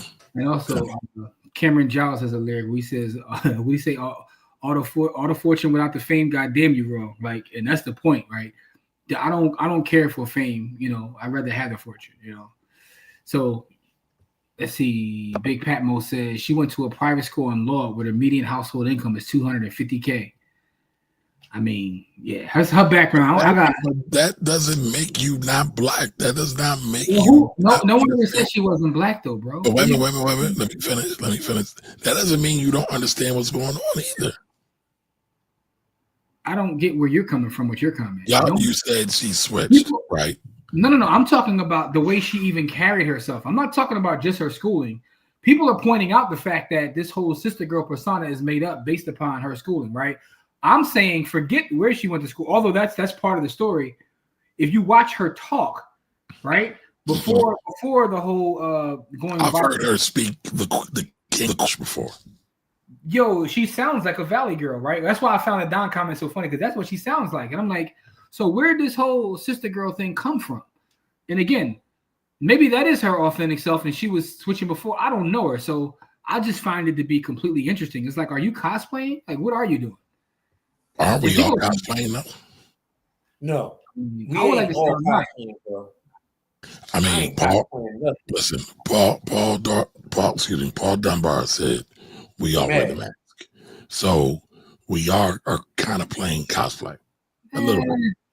No. I don't feel like I am, I don't feel like I am. I mean, listen, a lot of crackheads don't feel like they strung out either, but that don't mean nothing. I'm just saying. And I'm not talking about you either, because I don't want no smoke today, Jimmy. I'm here for love, peace. Mr. President, I have no smoke for you, beloved. Here we go. I just don't feel like I'm cosplaying. I am who I am. You know what I'm saying? I'm not saying you are. I am. If I wasn't, why would I say I am? That's all I'm saying. And Thunder's in the building. What's up, Thunder? What up, Thunder? Listen, man, I wasn't trying to slander the sister. So, but that's what wound up happening. Listen. I'm gonna be honest with you. Based upon what I saw, I have no compunction about the fact that people are pointing out everything that's that happened to her. It just is what it is, man. Pat says trauma is seen as a badge of honor because pain of loss is greater than more bonding of joy. And again, joy of gain. And most seek mercy from the former more than believe they are grace for the latter. So it's seen as a badge of honor because pain of loss is greater and more bonding than the joy of gain. Pain of loss is greater than the joy of gain. I guess it is. Yeah. Think about that, but you're right. What's more effective, the carrot or the stick? Pause. Oh my God. God dang. Hey, yo. All right. Anyway, let's get.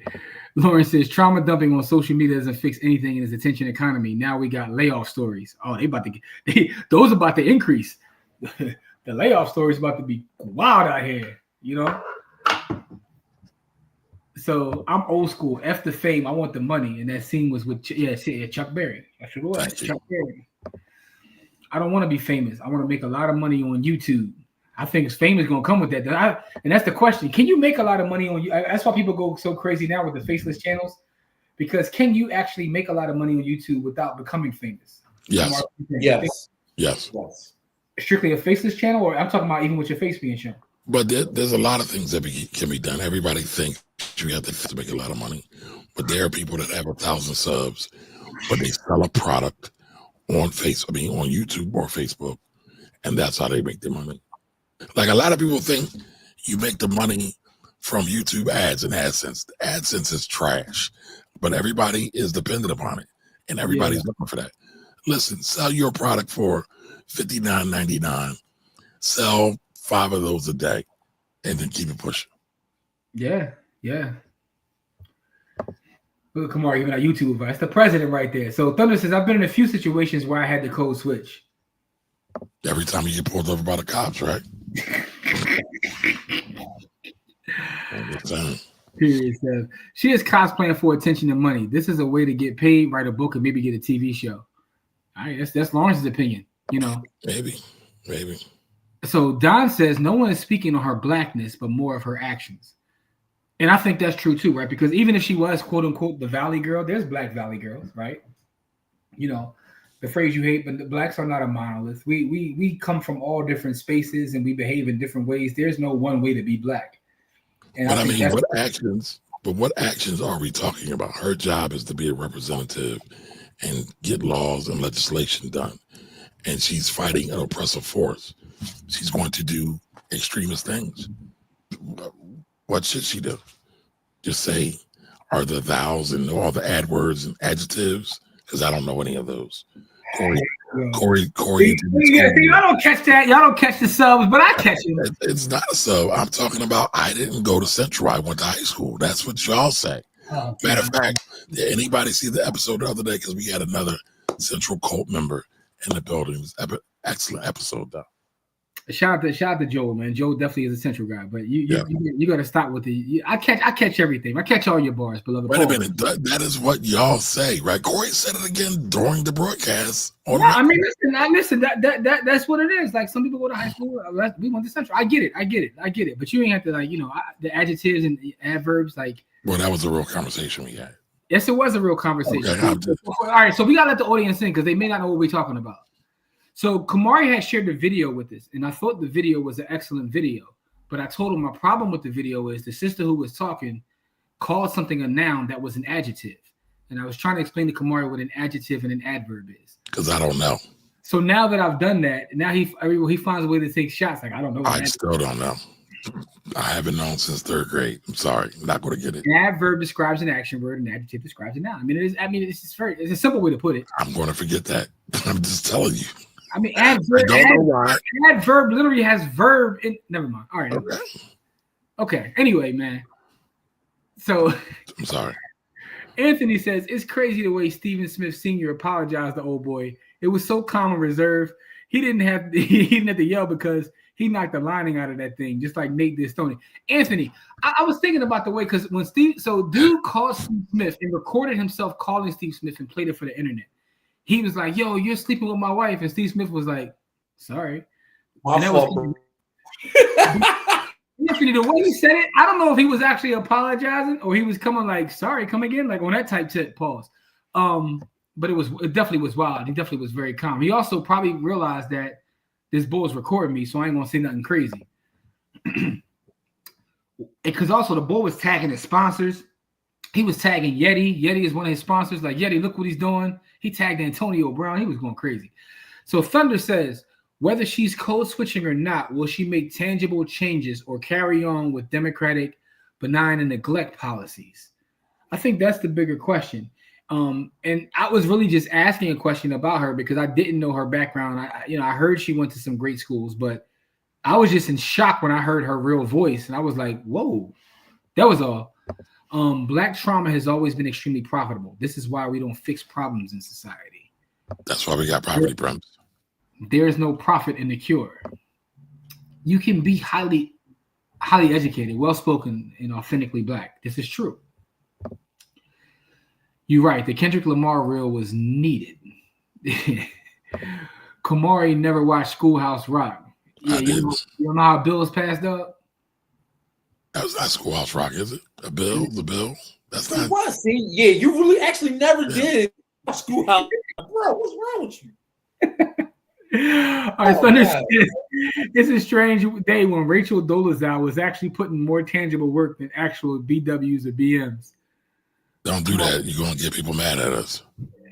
No, he said it. I ain't said it. I want to know how you feel about Rachel Dolezal. I'm talking about. I kind of agree with Thunder. Sorry, not sorry.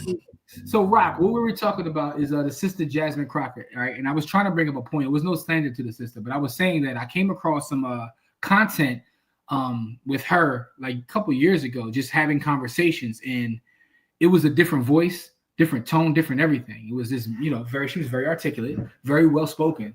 Not that she's not now, but now is very sister girlish. Like, I don't know who that whole thing. She be moving the neck and bobbing and all that. And I was like, where'd that come from? Is that her authentic self, or is the other one her authentic self, or was she code switching the previously? I don't know. But either way, here's one thing I will tell you though: the whole sister girl thing, for lack of a better term, has resonated with a lot of people. And but can a Black woman not be a sister?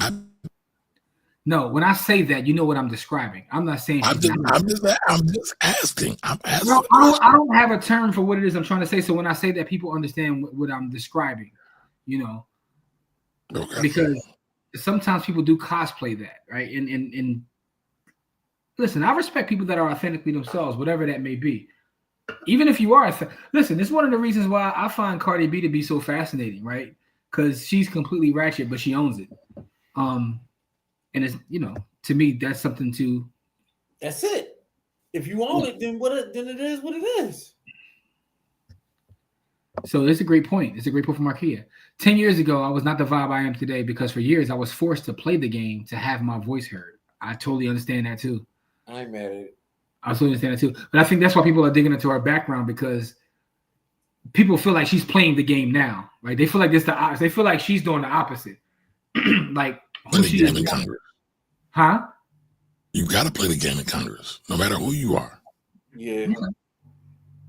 So Rock says, I know that I went to school in the burbs. I know that type. We're now in a place where being yourself is acceptable now. We love symbolism in politics, so Jasmine's a symbol for something, right? Hey.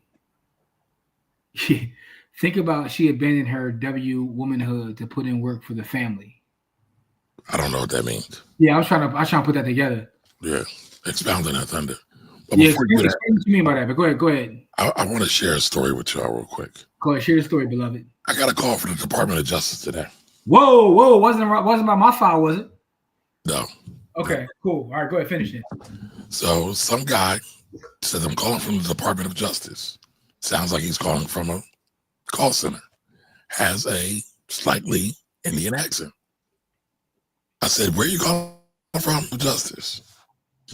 And this is not a commercial, but iPhone has a new record feature. I had the record feature. Said, this call is now recording. I said, hello, what were you saying? Silence. Silence. Boy, wouldn't talk no more. And I'm like, oh, I'm going to use this on everything now. Oh, no, that's fine. Yeah, I remember using that back in my Galaxy 9, 10 years ago. But anyway, I digress. This wasn't an iPhone versus No, listen, it's not iPhone standard, by the way, because I got the Galaxy, the 25, and I got the 16 iPhone, so I got them both. So I'm not picking one or the other. But whoa, stunt 101. Somebody got some money. I'm broke, baby. Not with 2 brand new phones, you ain't. I'm broke. And I bet he paid cash for them or put them on his black card. But anyway. You hear this, Corey? You got a president talking to me? Speaking of the president, yo, has anybody finished Paradise yet? The best show on TV, yo. I finished the whole season. Now we can agree on that.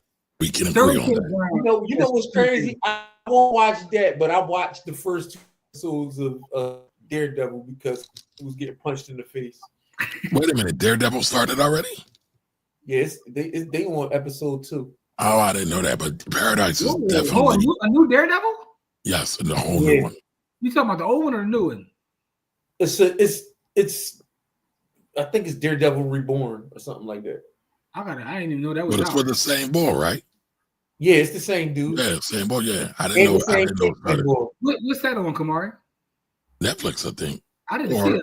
Why my algorithm ain't serving me that? But anyway, Well, you know why? Because you get all that SW content. Oh man, that 304. That 304. You see how the president coming at my neck, pause? The president is not playing no games. First of all, you're not going to create that narrative about me, beloved. I don't have to create that narrative about you. Listen, you got my timeline. Listen, Jimmy has my timeline all messed up. I'll tell you this. Jimmy, hold on, Corey. Every time Jimmy pulls up a name that I don't know, I search it. And then Corey told me every time he do that, it's going to go to your timeline. So who was it? Jade Fire? I didn't know who that was. Jada Fire is a legend. Jada Fire, excuse me. I don't even know how to say her name. Then it was somebody else. Cherokee? I don't know if it was Cherokee or if it was. Listen, but that goes to our brother's point in the chat. You just missed the West Coast production, right? That's all that was about. Oh, okay. You're not gonna put that on me that I get all SW content. That's not true. Even though you always bring it up, right? I was talking about Paradise. See how he took this to a whole different place. My bad. And by the way, they said that on Disney Plus. So I'll tell you this. How we going Disney content? We both know I don't got Disney Plus, Jim. I know. You got you in the underground with it. But all I'm saying is this, man. Paradise is phenomenal. Sterling K. Brown. Sterling K. Brown is amazing, bro. Like he's a thespian. Whatever award he was bodying that. Like I'm sitting there. First of all, I was watching it on the plane on my way there and on the way back, and I'm like, this boy is just phenomenal. Like, salute to him. Sky Black is an absolute legend. I don't even know what that is. See, y'all be trying to make me, but it's not me. It's the people in the comments. I just know who they're talking about because I got a lot of older cousins, man. Right. So do I, but I don't know what they are. I wasn't outside like that. Well, see, they go ho. You weren't outside like that. I was going to make a comment, but you know what? You might be. Yeah, you was probably about to make the same comment. You was outside before both of us. Come on. You was a young parent, beloved. That don't mean I was outside. What was you when you had your first? Oh, I was taken advantage of. You were literally a teenage parent. I was taken advantage of. Don't slander me. Don't slander my innocence. I was taken advantage of. So peace and Pan-Africanism. Now you saying you were taken advantage of. Peace and Pan-Africanism. Leave me alone. You saying she took advantage of you? Are you blaming the sister taking advantage of you? I'm saying I was taken advantage of. Now, would she tell that story? I don't know what she was saying. Doesn't matter. Is this trauma? Are you trauma dumping on us right now? I'm not trauma dumping on you. I'm just telling you my story. If you want to talk about it, I'm here to listen to you, beloved. I mean, if you don't want to do it on YouTube, I wouldn't do it here on YouTube. Okay, I'm about to say, if you want to do this offline, we can talk about it offline. No, listen, I believe in. That's a serious accusation you're making, though. I believe in trained therapists. But by the way, Sterling K. Brown is a thespian of the highest magnitude. I agree. We agree on that. That we agree on. Yes. And that show is phenomenal. Hopefully it's a season 2. Definitely enjoyed it, and that's all I gotta say, man. Y'all gotta watch that if y'all haven't. So I think I got two or three episodes left because I got tired of waiting. Like that's a show you need to binge watch in one weekend. Let me tell you the 2 shows that I watched the most recent. I watched Invincible season 3 and Daredevil. And what do those 2 things have in common? Action. Yeah, but Paradise is the best show on TV. I just, it was phenomenal. So let me get back to these comments. Where Don says all BWs aren't sister girl types. I'm about black women. Black women hype each other up to be the sassy caricature. The more you have black Twitter behind you, the more you saw sassy. Anthony says, Maine, I'm dating a black woman who's preppy, and I'm very cool with it because her actions scream blackness in a positive way. Remember what Chancellor Williams says, the most revolutionary let's get to his continued point. The most revolutionary thing you can do is love a black woman and raise a black family. That's a bar right there. That is a bar right there. Queens forever. Marquia says, that's offensive, Lawrence. That sassy caricature, as you call it, is some of our default setting. It's not always a gimmick or a sales medium. I agree with that. I'm not going to ruin anything for you. I'm just telling you the show is phenomenal. I'm not going to say anything else about it. I'm still watching. I got you. I just feel like it should be acknowledged because the brother, like, he bodied that performance. Like, he bodied it. Like, his ability to, like, convey emotion, it's just phenomenal. Second to none. Paradise and Daredevil, Disney Plus are fire. It's on Disney. Yeah. Jada Fire is a legend. I mean, listen, she's a great actress, one of the top actresses there is. I wouldn't know. So because it's a learned trait, it's inauthentic. That's a weird take. All traits are learned. They're worried that Crockett may be an operative or controlled opposition. In some cases, the DNC has been handpicking people, some right out of high school, and using them as a controlled opposition. Where are you getting this from, Thunder? Yeah. Listen, I heard that, but sometimes I stay away from those things because sometimes, listen, there's a whole side of Twitter because I'm not calling it this other name. It's a whole side of Twitter that I like to call, tinfoil hat Twitter. Tinfoil hat Twitter goes crazy. And over there on tinfoil hat Twitter, I have seen this. So he's not alone. He's not making this up. I have seen this. Is she an operative? Just go to Twitter and go in your search and put "is Jasmine Crockett an operative?" and you'll see. I will not. I'm just telling you, like, tinfoil Twitter can sometimes be entertaining. If you're bored, sometimes when you're bored, you can, I just thought about something too. Speaking of search engines, right? You're not going to. Here we go. I'm here. Here comes the slander. You are the person. Let me just do this real quick. Let me get that out real quick. Go ahead. What? He know what I'm getting ready to say, Corey. He know what I'm getting ready to say. I don't. But go ahead. Kamari told me, like, yo, TikTok is crazy. I was like, yeah, just go to TikTok, go to the search and put in 304 TikTok or whatever. And that's your favorite spot. That's your favorite spot. I didn't know what he was talking about. And then now you got it. And I typed it in to see what Kamari was talking about. And I said, He got it. He got it. He tried it. He liked it. No, I didn't know that. Because Core, what I didn't know is that kind of stuff existed on TikTok. He told me it's a whole underworld of TikTok. Listen, TikTok got some. I wouldn't know anything about it because I don't have TikTok on my phone. TikTok got some wild spots too, dog. Like 304 TikTok is only the second most disturbing thing to Child Rebel Soldier TikTok, which is a thing, by the way. I don't. You know what? You did bring it up. I haven't looked at that yet. I don't want to see that.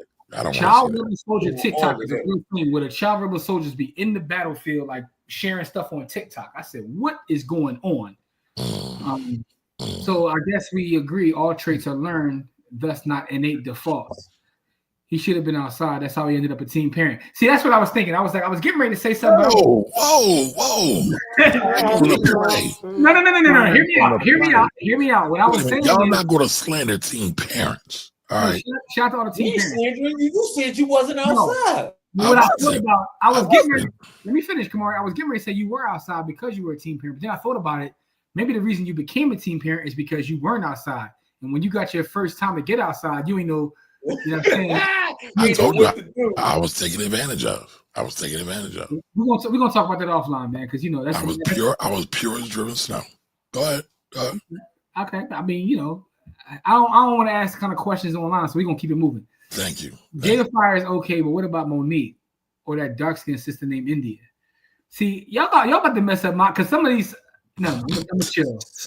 I'm not gonna mess up my Googles, man.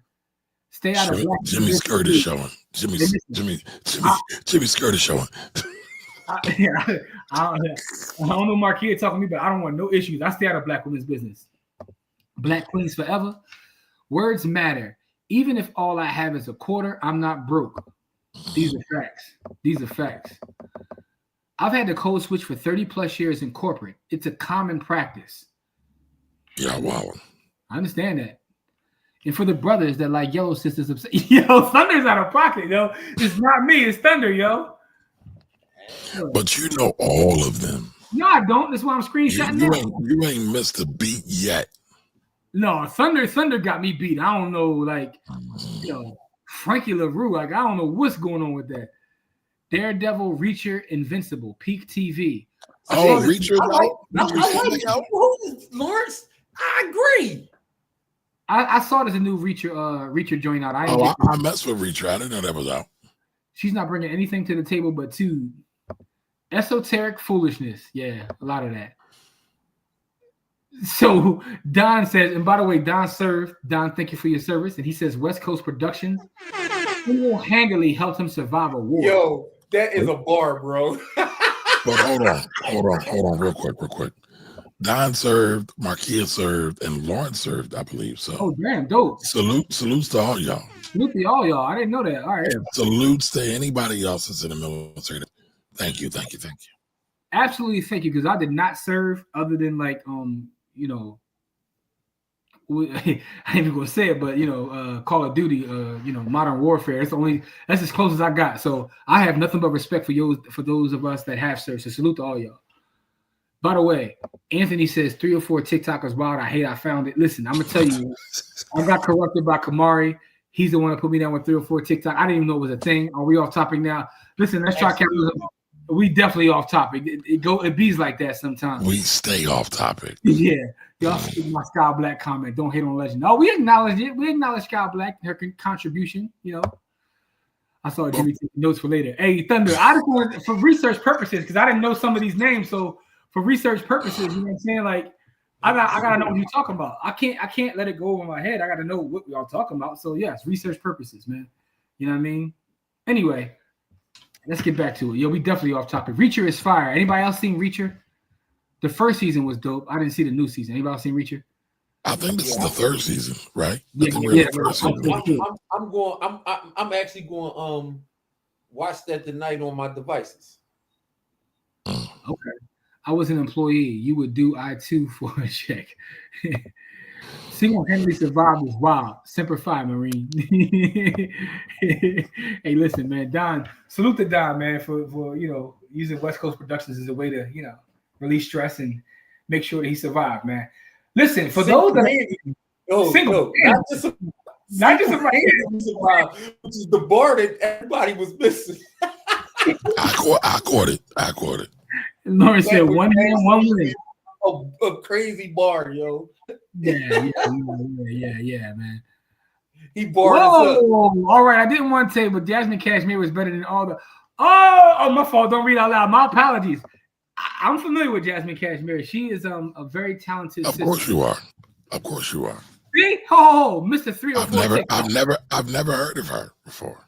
Never heard of her. I will look her up. Let's try capitalism. We want to hold at Hollywood Entertainment. Peace till next time. We can talk about important things. Listen, we apologize, man. We be all over the place, man. Fridays get wild. Fridays, we talk about important things, but we like to have a little fun. We're not just a show of information. We're a cultural show, and that's part of the culture. So it's not to dismiss, but we apologize. But we're a cultural show on top of being an informational show. Man. So we do talk about serious topics. And we come to talk to the people. You know what I mean? We come to talk to y'all. So, and it's not just us. It's a lot of esoteric foolishness. But we appreciate it nonetheless, though. We appreciate it nonetheless, man. No. Oh, so that's a great conversation. Who could forget? So that culture makes us poor. All right. So it's an interesting conversation, right? It makes us poor. I don't know about that. I don't know what you think about that, Marty. Listen, I feel like this, man. Ask me what I'm thinking. Go ahead. No, because I think this is an interesting conversation because some people feel that way. I'm gonna be honest with you. Me personally, I'm not serious 100% of the time. I'm both Uchi Wally and One Mike. That's who I am, right? I wouldn't consider Jim, for everybody who's not down with Nas greatness, break it down who Uchi Wally is and who One Mike is, please. Right, so One Mike is one of his more conscious songs, and Uchi Wally is one of the furthest thing from conscious, right? I know, in the grand scheme of life, in speaking from a strictly data standpoint, wouldn't consider myself to be poor at any stretch of the imagination. I'm very blessed. And I'm both One Mike and Uchi Wally. That's who I am, In the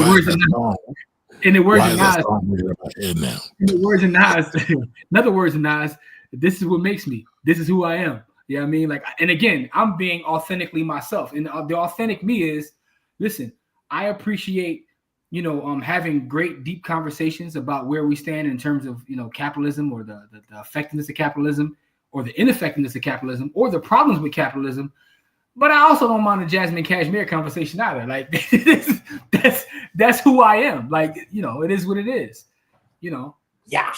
Yo, listen, man. I'm right. Listen, man.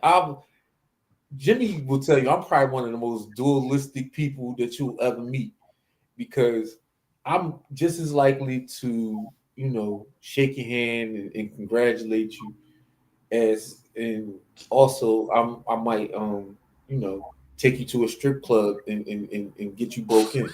But I'm also anti-pound cake speech. I don't believe in respectability politics at all. They don't work. And we've had this conversation. They never have worked and they never will work.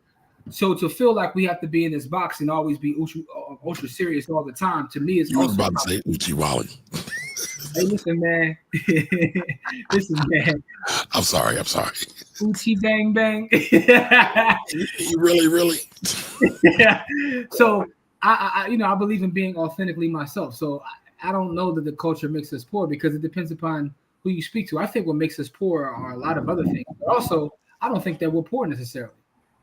I think there's issues. I think overall, one of the things that makes us poor are systems more than the culture, right? So, if you go back in history, we didn't always have this culture, but, relatively speaking, a lot of times we were poor. It's because of systems. I think systems are what make us poor, which are intentional. Or rich. So it is what it is, man, but I appreciate the comment nonetheless, though. You know what I'm saying? You know, I like talking about Jasmine Cashmere as much as I like talking about, you know, Warren Buffett or what's Kamari's favorite snitch, the black billionaire? Now, why won't you say I taught you about that? You did. You told me that the richest black man ever existed is a government informant. I didn't know that. Although it's not the richest black man ever exists, by the way. Historically speaking, he's not. I see what you're doing there. So Pat says it's on topic because being a hoe is often a traumatic response, and some say it's highly Thank you. This is my spiritual leader right here. Pat says that it is on topic. So if Pat says it's on topic, it's on topic. Marquia, that's exactly what I'm talking about. Respectability politics be having the old heads in a chokehold. We can talk about hoes and Hollywood and black wealth and advocacy work in the same conversation.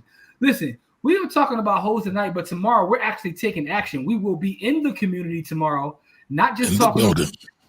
We are putting on a cash mob, a pod class in the community at a black-owned business. So people can say what they want to say about our topics and us talking about West Coast Productions, but the work speaks for itself. Boom, there you go. Right duality. Appreciate that. So at the River Falls Boutique tomorrow, pull up for those who can. You can register at phillycashmob.com. Come get a grub at a black-owned establishment, and we're going to talk about how to protect your legacy. Our sister, Courtney, will be in the building. You know, as Kamari said in his video, she has all the credentials, ESQ, LLM, all the attorney stuff. Oh, I didn't even know you watched that, John. Oh, wow. You are my brother, so I support you, man. I didn't know, man. I mean, listen, you was traveling. I hit the like button. I shared it in my story. You see what I'm saying? I know you're Mr. President and you busy, but yes, I do support you, beloved. You know? Anyway. I mean, isn't it supporting us? It's not me, it's us. There's no me in this, it's we. I shared the one off the financial. Come on, man. I mean, Mr. President, I apologize. But anyway, as I was saying, though, catch us tomorrow, Saturday, March 8th, 4 to 8 p.m. We are going to have fun. Great networking. We got a lot of folks coming through from all different spaces in Philadelphia. I talk to politicians, people in real estate, people in finance, you know, maybe a couple 304s that be in the building too, you know. We love everybody, man. We love everybody. We love all black people. You know, speaking of ratchet, cash is outside, man. How about that? So I say all that to say, yes, we can have some wild conversations, but we're actually doing the work. And we have a special announcement of speaking of doing the work, we about to turn that up to a whole other level in the community. And we're going to announce that tomorrow.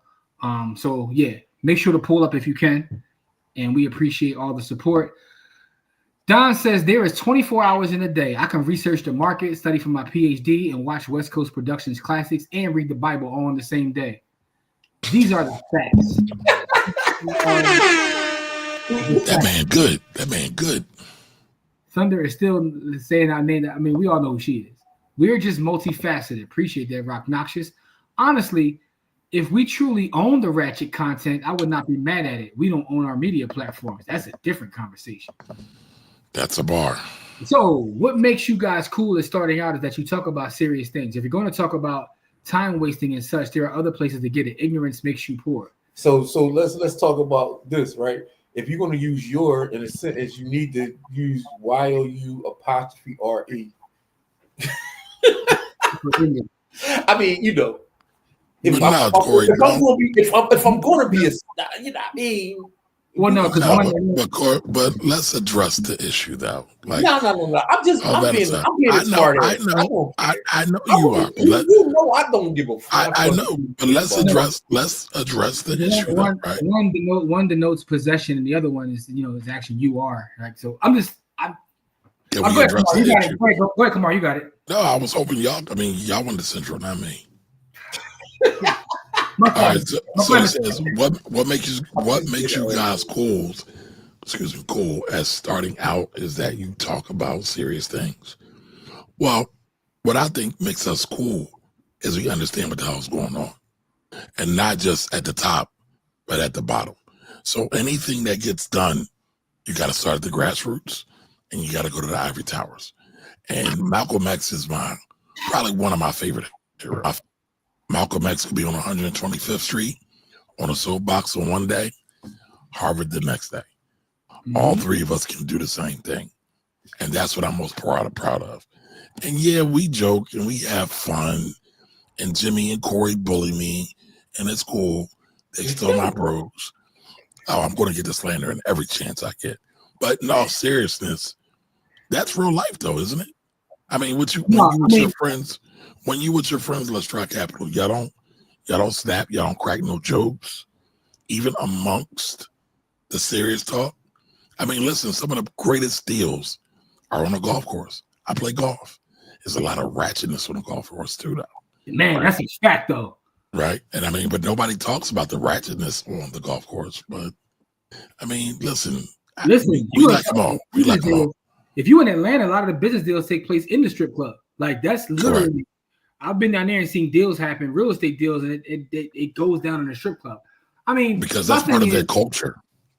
My thing is, I just want to be authentically who we are, and these are some of the things that we talk about. Yeah, but it doesn't mean that we don't actually do the work or are putting on. Like he's allowed to have his opinion. No, I'm not mad. Listen, I'm not mad at the brother. He's allowed to have that opinion of us, and I'm allowed to ignore that shit. I think it makes for a great conversation because I know that there are a lot of folks that think the same way that he thought. Listen, I've been accused of so many things. I remember like giving a speech one time, and people like cussing at me for being pro-capitalist just in general. You know, we get all sides of it, bro. That's that's how I know I'm doing the proper work is because I catch strays from all different angles, whether it's the more conscious people or the people on the other side, or the pro-capitalist, the anti-capitalist. Like, you know what I'm saying? Like, that's what do you say, Kamari? This is what makes me. This is who I am, as Nas says, and hate me now. But we try to stay authentically who we are. It's all good. Your content is not for everyone, Lorraine. That's the absolute truth, and I appreciate that. We can acknowledge our humanity and not discount our divinity. Ooh, thank you, Pat. That's a bar.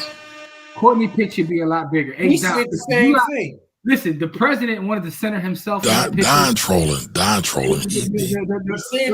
am not a graphic designer. I am not a graphic designer. In this. The president wanted to center himself and make us look like his bodyguards. You know what I mean? So I mean, that's what it is, man. You know, salute though.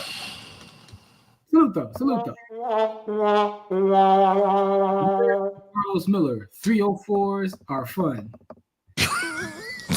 He did say that. Caramel and Kitten, she was the one with the Libra tattoo. He said, let's try. He was typing on his phone. Listen, there's all respect, beloved. I ain't mad at you. What makes them cool is they black, period. The scintillating conversation is a bonus. Markia, thank you so much. You know we love you. Pat says, ignorance makes you not knowing. Stupidity makes you poor. We all start out ignorant. You have to work to remain stupid. Ooh.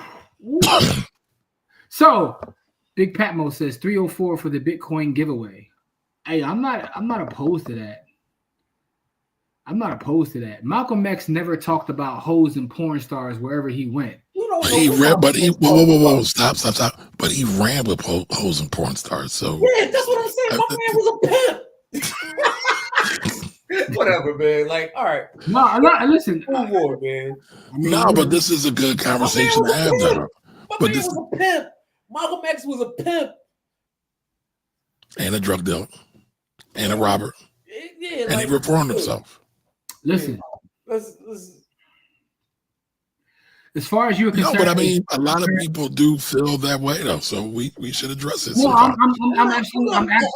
No, everybody's allowed to have an opinion. No, hear me out. I think this is a great conversation. I really do. I appreciate this comment. I'm gonna tell you why.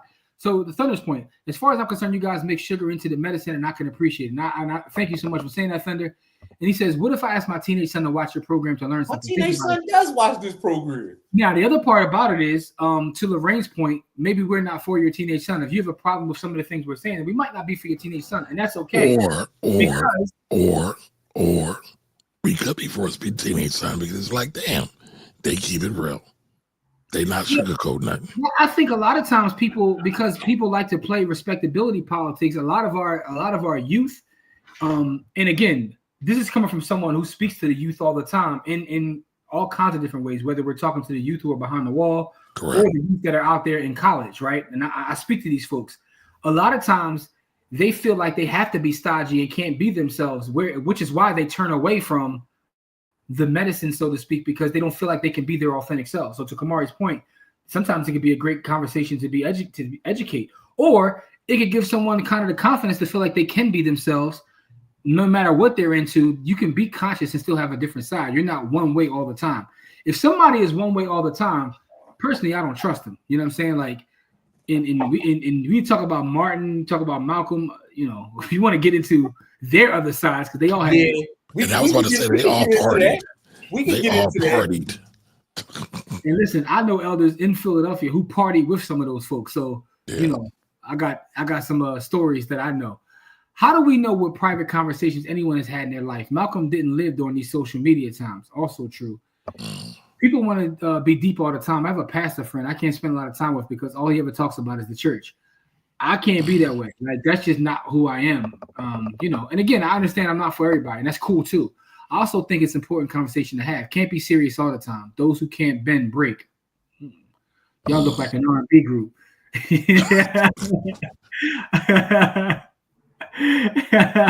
Yeah, we bringing Nehu back. Yeah, I mean, Nehu coming out. You know, blame Kumari. Wait. What's wrong with being pro-capitalist? Capitalism is fine as long as it's not done at the unreasonable expense of others. Some believe that you can't practice capitalism without being at the unreasonable expense of others. Some will tell you that what we have in this country isn't capitalism to begin with. So the idea of capitalism. That's me, by the way. Yeah, capitalism is an interesting conversation just in general. And I'm a black capitalist, by the way. By the way, Thunder, I was bringing that up because I have been criticized by people saying you're pro-capitalist, but I've also been criticized by people calling me anti-capitalist. And I'm sitting there like, how can one side say I'm pro and one side say I'm anti? That means to me, like, okay, I'm calling it right down the middle. So it or is. Maybe nobody really knows what the hell they're talking about. Maybe. Hey man, I'm headed to the gym, but I was tripping on the fact that I remember so many of these names verbatim. I support all of them. See, listen, Lawrence is a wealthy brother, you know what I'm saying, who straight laced. And by the way, I can call Lawrence wealthy because he put it out there himself. That's right. So because he put it out there, I can say that. And he still understands, right? He got his own money. He got his own money. That N-word got his own money. Shout out to the financial grill. That's Lawrence, by the way, y'all. They don't know Malcolm. Malcolm X had an awakening and abandoned that culture and that lifestyle. So Malcolm is an interesting study because a lot of people forget Malcolm was raised by Garveyites, and so he was there and then went through trauma, right? Because we're talking about trauma tonight. Seeing his father get killed, and then he went to the dark side, but again, trauma forced him that way. And then through the teachings of the Honorable Elijah Muhammad, he was able to be brought back to the light. I mean, that's just life. Life is cycles. Like life is ebbs and flows.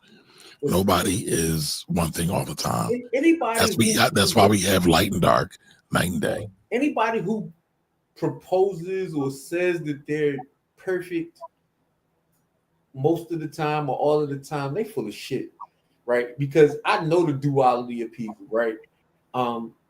And most people are,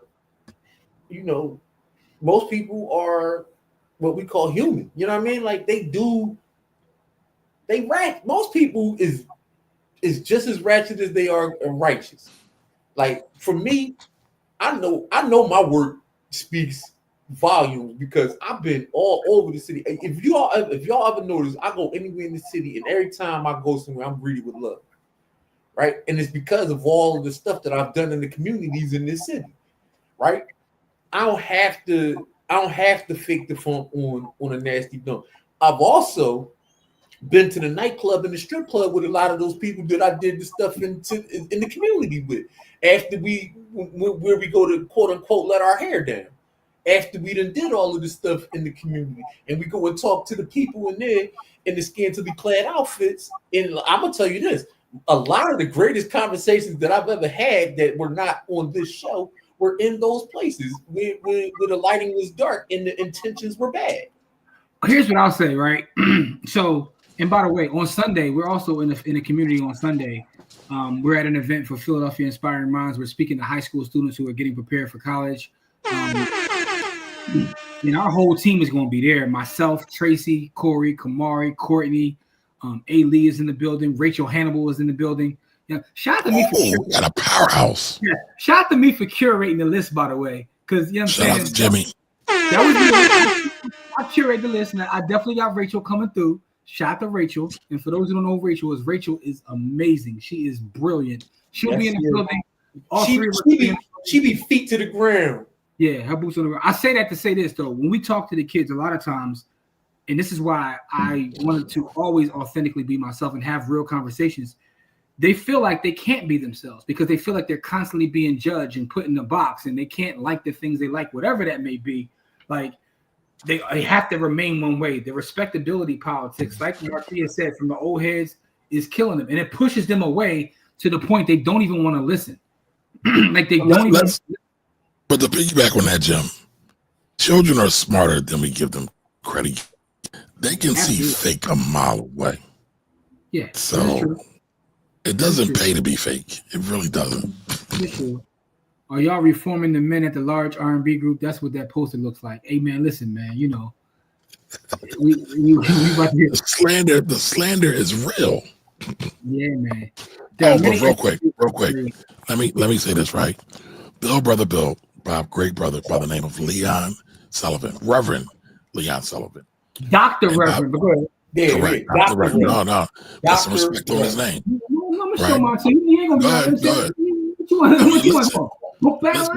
We are a bunch of street nerds, and it's cool, right? It's okay. But the one thing, because I work with some of the people, have friendships with some of the people that work through Dr. Sullivan's work at Progress Plaza. The one thing they say is Dr. Sullivan had his pulse on the streets as well, why he was able to do certain things. And then if you go read certain text, like a Black Brothers Inc., you can see there were street things that were going on around that, but they were not touched. So there's a whole lot to that. You know what I'm saying? So by the way, come on, I got that right here too. Good. I got the books. Good. I got the books, beloved. Good. I couldn't read that. That was too thick. I had to listen to it. But listen, why do I need a pause for listen? No, you talking about something was too. Go ahead. Do you go ahead, don't break the chain for. My God, it's too late, man. It's too late. Hold on, let me get to a question though. Hold on, real quick. I'm going to cut you off. Yes, I did. You said that the book was too big of a book, so you went to the audiobook. Is that a thing where if you look at the book and you say it's too big, I got to go to the audiobook? I didn't go to Central. I went to high school, so I can't get to those things. Come on, man. I'm just trying to ask you. Is that a thing? I can't comprehend adverbs and add whatever. So no. Adjective, beloved. Oh, adjectives. That's the word. Gotcha. We're not gonna get into prepositions and never mind. Go ahead. Yeah, I definitely don't know what that is. Totally lost. But all that to be said, listen, wherever Black people are, Black people should be.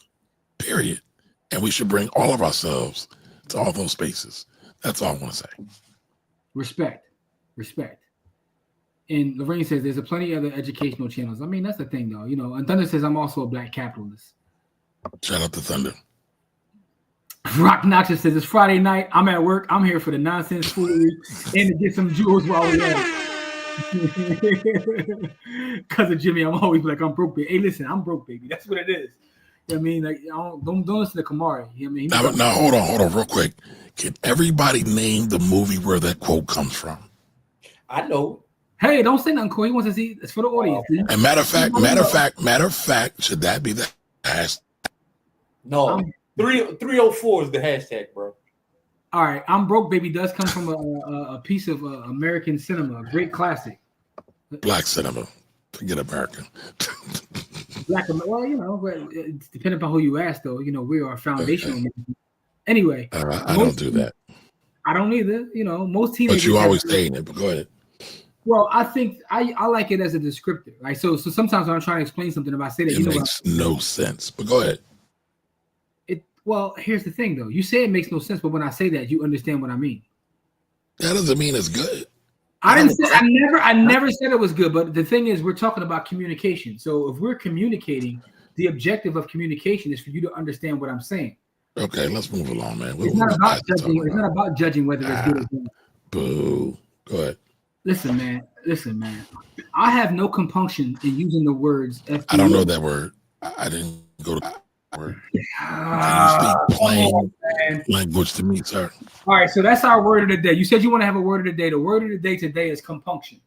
Conjunction junction. Oh, my fault. No, compunction. No, Compunction. I know. I was just making because Kamari said he never watched the So Magic. Kamari, I want you to look up compunction and put it on the screen. That is our word of the day. I'm teaching Kamari a word every Friday. So today's word is Oh compunction. wow! Did y'all hear how he just young boy me? No, I'm Y'all not. heard I'm saying, like you I'm said, you, teaching him a word. Talk about you a said pound. you didn't know what it Talk meant. You know what talk- compunction See, means. he just told me to pull my pants up. Oh man, pound cake all the way. No pound cake speeches, dog. Pound No cake. All right, so by the way, past it, while you pull that up, past this, most teenagers have done more than you think they have. Did Yes, your they parents have. know all that you did? Absolutely not. That also scares me, right? Because then I'm sitting there thinking, like, what was my mom into? It's also scary because Don't worry about it. Don't worry about it. There ain't none of my business. But you know, that's also scary though. Thunder says, name 4 Don't great worry about it. of a socialist or communist nation. I'll wait. And no, you can't mention the AK. Thunder, I'm not debating you. I'm not saying that. Listen, I think that all the ists and isms are created by people. So all of them are problematic because people are going to people, in the words of Corey Camp. Now, all the great inventions that came out of a capitalist society, you can write in a multi-volume book. Anthony says, I'm 41 years old, but the way more respect from youth versus elders because I don't adhere to respectability politics at all. Most of these old heads have a pale-faced mindset towards the youth. All right, so let's get to the word of the day real fast, which is compunction. It's a feeling of guilt or moral scruple that prevents or follows of doing something bad. That's why I said I have no compunction in saying that. That's exactly what I have no feeling of guilt or moral scruple. So there's the word for you, Kamari, compunction. Thank you for sharing your central education with this high schooler. Thank you very much. God, here we go. If you work with the youth, they may watch your show, and if they think you're about bitches and hoes, how are you different from the rappers? Have the conversation, but make a new channel for that. Let me say this. If they think we about bitches and hoes, we won. We won. Period. This thought process is part of the problem, right? Because what they'll see is that I'm an actual human being that can have a conversation about that, but also this. And that is kind of what brings them in and makes them listen. If they see someone that only is one way all the time, they will not listen. They won't even get the medicine because they're going to turn away from that. And how do I know that? Because I've been told that several times by brothers who are now, behind the wall, by people who are college age kids. Listen, they respect authenticity and they respect the fact that they can get medicine from something that they enjoy. So my whole thing is you gotta think about our summer camp, right? We teach kids all the way from 5 to 25, right? And all in the same class. And we talk about all kinds of stuff with the kids and with their parents present. And the way we are able to reach them is because we're truly authentic about the things that we talk about. And so when you talk about Hollywood and entertainment, that is a way in to have deeper conversations because we try to act like those things don't exist. That's a part of our world. That's a part of capitalism. Like capitalism is rampant throughout all of those things, including adult entertainment, whether we're talking about Hollywood, all of those things have capitalism that permeate through all those things. And I say that to say, this is kind of who we are, and this is what enables us to get in those rooms and to have those conversations. Like if anybody's coming to our event tomorrow, you'll see some of the most powerful people in the entire city of Philadelphia, and you might see some of the most ratchet people in the entire city of Philadelphia. And guess what? They're all coming to be a part of what we got going on. You know what I mean? Like they're all welcome. They're all loved. Absolutely, they are. Love. Our tagline is "We love Black people." Period. Full stop. You know what I'm saying? So that's what it is. And the work that we do has been acknowledged. We've won awards. You know what I mean? I got them over here somewhere. So shout out to all the awards. Oh, don't go nowhere, Jim. Don't go nowhere. Right there. Okay. Right there. Hey, Philly's Bodyhood Summer Camp Teacher. That's our paper writing about the work that we put in. Right? No, but what paper is that though? The Philadelphia Inquirer. And the Philadelphia Inquirer is the paper of record for Philadelphia. Yes. So it's the biggest paper in Philadelphia. Yes. So they wrote about the work we do. You know what I'm saying? Making kids, and the thing about it is we didn't contact them. They contacted us. because they heard about the work we was doing in the streets. And by the way, you know what? We could talk about it today too, right? Oh, shout out to my brother Corey right there. You know what I'm saying? Me and Corey right there, you know. Listen, though, I do want to say this, right? Because our camp is every summer. And I'm going to put it out there today because Kamari already kind of ruined it anyway. We have not only our summer camp coming up this summer, but starting in April, we're doing a monthly session, right? Every month, we're in the community in Germantown, in person. We're going to do a monthly session. You know what I mean? So that's what it is, man. You know. That's the but let me read this. And that's let the me way read it this. gotta be. But hold on, y'all. Let me read this. Tips from Fatherhood, Mr. Corey and Mr. Jimmy. You should be an investor. You can't just put your money in the bank and expect it to work for you. Mr. Jimmy said, think like a bank. Whoa, where do we hear that? On Friday shows, on our Wednesday show, on our Sunday show, on our spontaneous shows. I mean, I don't know what you want from us, man. Real good money habits now. Everything you do is a deposit for tomorrow. Oh, look at Corey getting quoted. Corey brought Mr. Corey said. So, you know. But listen, I think that was a good conversation, and I wanted to have it respectfully because, you know, I know a lot of people feel that way. And so, you know, I thought it was a great time to talk about it. Yeah, man. The duality of men, Claire Huxtable, Monday through Friday, Miss Natural with Emmy. I want to Google those. I want to Google catalog those. is wild, bro. Thunder search engine got to be absolutely insane. Heinous. This algorithm is bonkers, bro. Let me roll out some heinous, iniquitous, malfeasant. Yeah, like yo. This joint. This search engine is absolutely treacherous. The temerity of some of these names that he's pulling up. This is one for you, Kamari. Temerity. Anyway, let's keep it moving. No, well, Corey did that. He jumped down somebody who was trying to tell me something online one day. I was cracking up. He was like, the temerity of some of these people. The unmitigated gall and temerity of, listen, my vocabulary is expansive, but I don't use expensive vocabulary a lot because most people don't understand it. So like if I'm trying to get a point across, why would I use my highest level of speech? Why would I use my highest level thought processes when most people don't understand my highest level thought processes? I got to talk at the level of the people that I'm talking to. Yeah. It don't make sense. What else we got, Jim?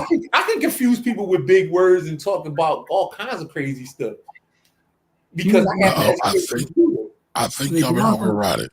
Hold on. I think Lorraine wants the word to be compunction. I'm not mad at that. But I just want to talk about this comment in terms of Paris. Go ahead. Talking about humans, man, as a tightrope walker, balancing virtue and vice with every step. That's life. Oh man, he is wild. Thunder is wild, yo. I love it though. Yes, that is the movie. That is the movie. I'm good, baby. Only one person answered that question, by the way. That's not true. It's more people that got it right. Where they did? Where? Right here. Where? I just gave you it's Greg right there. Then you got two. Oh, I didn't see Greg. Okay, we got two. Right, what are we doing? Oh, Don got it. Okay, all right. My bad. Go ahead. So everyone wastes time on pop culture and women. What makes you folks special is that you are who you are, but you discuss important stuff, not rapper content. I think the fact that we talk about rapper content too. We talk about everything, man. Because that's all part of black wealth. I mean, it really is. Humans are nothing more than the tightrope walkers in the circus of life balance. Yes, that's absolutely true. Paid in full, money making Mitch. Pinky is a black capitalist as well. Yes, she is. Like my thing is, Anthony said you can't make that the word of the day. In terms of our giveaway because he can't spell. My God, that he spells the word. If you want to know that boring mess, go to Dave Ramsey. We like it lively over here. Well, hold on real quick. If y'all like it really lively over here, do us a favor. Like the share. Y'all like the stream. Share it out. We need some more people here so we can spread the gospel. And join the village by going to blackwealthrebels.com. By the way, we got a lot of content coming back there this week because I'm back in the building. I'm working on some real estate content right now. And we got a couple videos together as well that have to go back there once Kamari sends me what I've been asking for a couple of weeks, but I digress. I've been busy, baby. I've been working for us. I like that new that's your new go-to. But you are the president, so I gotta fall back. All right, so facts. Okay, Mr. Secretary. Relevance is the key. I know you. Whoa. See what I'm talking about? Listen, Secretary of State is a powerful position. What are we talking about? Well, you didn't say Secretary of State. You just said Secretary. I said Secretary, Mr. Secretary. That's I'm powerful. You should have made up more creative titles, by the way. Anyway, I like when people use creative titles, like I mean, I can get creative. Chief visionary officer or something like that. You know what I'm saying? I mean, I can get creative. I mean, that's not a problem. But corporate bylaws are not creative. Sorry. I'm just checking the box. Everything ain't fun. Congrats on y'all giving back to the youth. Jarrell, appreciate that. So let's try Kaplan says, stay with the content of newspaper highlights. Straying in the strip bars is not. Here's the thing about that though. The newspaper understands everything that we're about because that's part of the conversation. They were highlighting the fact that we can actually be relevant and still have those conversations and actually do the work. You know what I mean? Like, and by the way, I also don't want to. That was a bonus from the work that we do, but we didn't do it for that anyway. So if you wanted to kind of cover what we do, I'm cool with that too because the work is the work and the work's going to get done. You know what I mean? Yeah, work is the work. We outside Saturday. Here, by the way. So shout out to everybody with the messages. I just got back from Ohio. Speaking of Ohio this past week. Saturday we got our event. Sunday, we are with the youth. I think Tuesday we got the PABJ joint, Kamari. Yep. Yes, we did. Wednesday, I'm speaking in front of the barristers. That's gonna be fun. You know what I'm saying? Speaking in front of the room full of the attorneys, and guess what? When I'm speaking in front of a room full of attorneys, we're gonna talk about the real estate market, and they might get some little they gonna get some wire bars. They don't get wire bars, they also might get a Sky Black reference too. That's just what it is. That's how it goes. Listen, man. Yo, that's just how it is. That's life. And that's the craziest part, listen, we're being invited into these rooms. We're not forcing our way into these rooms. We're being invited into these rooms because we get busy. We've helped thousands of people turn their life around. We've helped hundreds of people fix their financial. You know what I mean? Like, listen, man. So by the way, that's just this week. We got so much coming up in April. By the way, we got our monthly class coming up for the youth in terms of. And y'all can come celebrate with me on my birthday, man. I'm an April baby. Yes. Anyway, it's a reason why you have dessert after a hearty meal. The youth teachers and mentors who can relate to them. We are the bridge, and the youth are our future. I think that's part. Listen, and I can tell you from experience, from lived life experience, not just from. Is that a lot of times they are turned away from people who want them to be righteous 24/7 because that's not real life. That's just not real life. Righteousness is best served through relationships. Relevance and realness establishes the relationship. Can't spread the content if it includes a bunch of whole content. You are crushing your reaching audience with the rapper stuff. That's fine. Again, there's billions of people on this planet, and then folks don't want to share. That's fine. Because the fact of the matter is, the work's being done is already being acknowledged, and life is good. I told you, I'm curating the perfect life for myself. I got a question though. I mean, he's can anybody tell me how many streams or how many sales Future gets? Because all he makes is whole content. Future's one of the most successful artists to ever exist. I didn't realize his record sales. So I was looking the other day. Crazy. And I was like, hold up, Future is one of like the top 5 most artists in sales. And I was like, I don't think I can name. It's ridiculous. But I say all that to say, those folks don't deserve to get financial education. They're not worthy of it. Because here's the problem, right? And this again to Kamari's point. Well, no, I'm asking the question, like they're not worthy of that. So here's and I think that's the part that's kind of missing the connection you were making about Malcolm, because he took it to mean that Malcolm, talked about that content. But what Kamari was saying is Malcolm spent time amongst those folks, right? And to be able to spend time amongst those folks, you have to be able to speak those folks' language. One of the things that makes the NOI so successful is the fact that they're not going to Ivy League colleges to speak to the Black folks who are in Ivy League colleges. They are going to the places that actually need the help. You see what I'm saying? Like, so you gotta be able to convert the way they were able to convert a lot of the men into Muslims into Islam is because they were able to speak the language of the youth. They were able to transition them into different and better things because they were able to speak the language at the level they were at. So Not only that, they can speak about the Bible better than many pastors could, which is crazy. Yeah, they could. But I'm saying you have to be able to reach the people where they are, and whether that is entertaining content or rapper stuff, that's how you reach the people. You don't reach the people by talking down to them. That never works. It never will work, and it never has worked. If you look at any movement, whether we're talking about the Panthers, whether we're talking about the NOI, anything that's substantial, is you have to meet the people where they are. And you have to be authentic. And I think that's kind of what we are. And so the fact of the matter is, if people don't feel us, that's cool. You know what I'm saying? You know, that's fine. That's fine with us. There's 8 gazillion people on this planet, and, you know, our work will get highlighted and the work will get done, man. Respectability politics is believing a pretty red polished apple can't have a worm and be... Oh, damn. So that's to be fucking in parables, yo. Sounds like the executive producer of their own show. Folks are more concerned with reach, influence than they are touch, impact. I have 3 words for you that proves my point on how to reach the youth. Gillian Wallen, Philadelphia brothers. Listen, people actually, and again, I've been in spaces with Wallow. Me and Wallow spoke one time at the Youth Study Center together, and he's right. His reach is what it is. It speaks for itself. But the reason he's able to reach them is because he doesn't look down or talk down to them.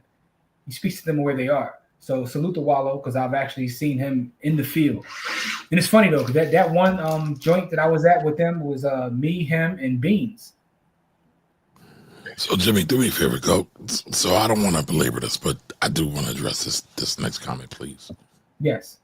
Kamari, what is special about you is not being about the rapper stuff. Be true to yourself and you will get an audience. What you like in your personal life is for you to keep to yourself. That doesn't make any sense to me. Like, you know, I understand your conversation. So I'm just going to ask the question, and I don't know if Corey knows this, but Jimmy knows this. Jimmy, where do I spend a large majority of my time online? Outside of 304 TikTok and hip hop groups. In a hip hop group that I curate and manage, right? I live hip hop. I am hip hop. Hip hop is blackness, though, right? Let's be clear. I'm clear on that. I am black. I am not any of these other things. I'm a descendant of the sun, right? And so when I'm saying that is, you say rapper stuff like it's a bad thing. Hip hop was a great thing, not rap. Hip hop was a great thing. It's still a great thing. The problem is we have let the corporations overtake hip hop, make it rap, and many of us missed the point. The point of hip hop was to express ourselves freely. That's what we do on the show. We express ourselves freely, and we like to give a word, but I don't know. I don't know. I don't know. But I think the problem, not my problem, but the thing that I disagree with here is what you like in your personal life is for you to keep to yourself. I disagree with that. I think what makes us authentic is the fact that we're able to talk about our personal lives and share those things. That our personal life is what makes us uniquely who we are, because we all have different live life experiences and we share our live life experiences, but we also try to educate and teach. And the fact of the matter is we have been able to reach thousands of people across the world, being who we are, because we're not just coming one way and pause and saying, yo, you can't be serious. You can't like these things. You can't like those things and still be serious.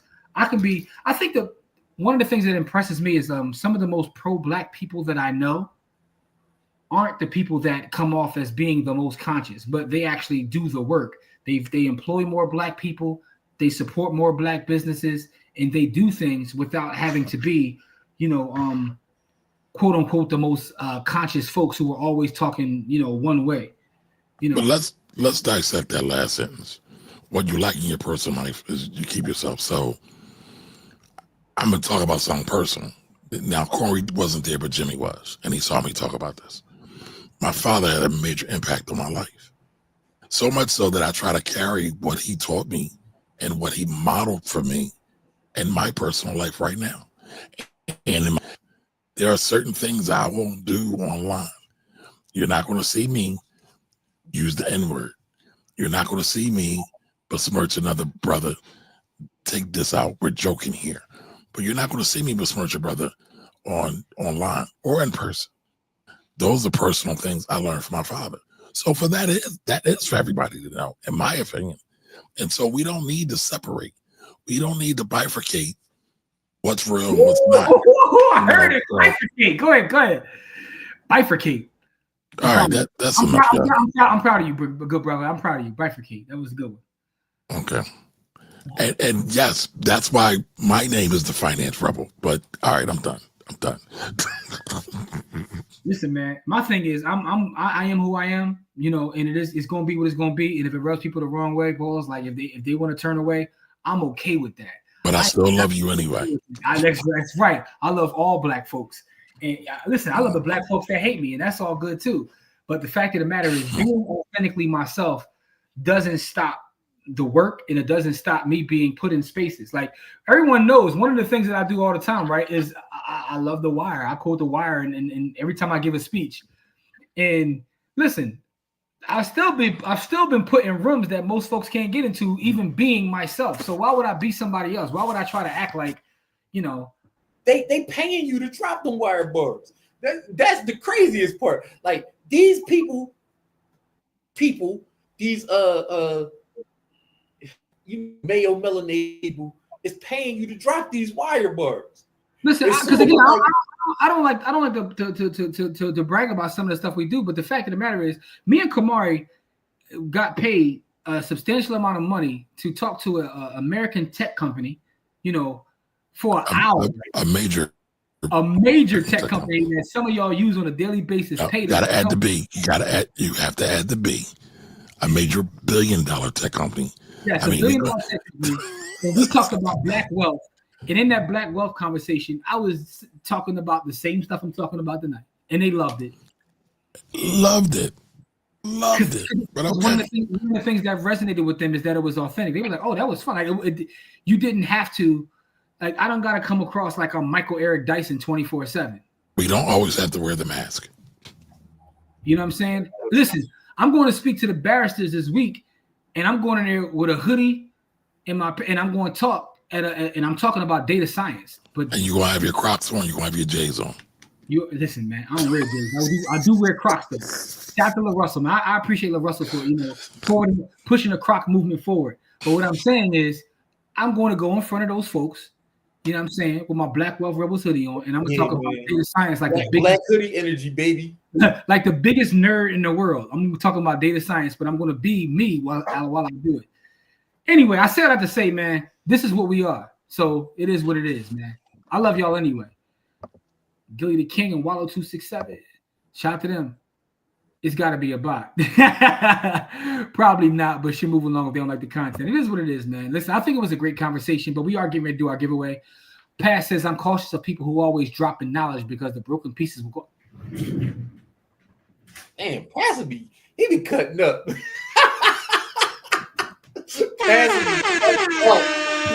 That goes into my pass folder. Y'all gotta hold up. Don't take that away yet.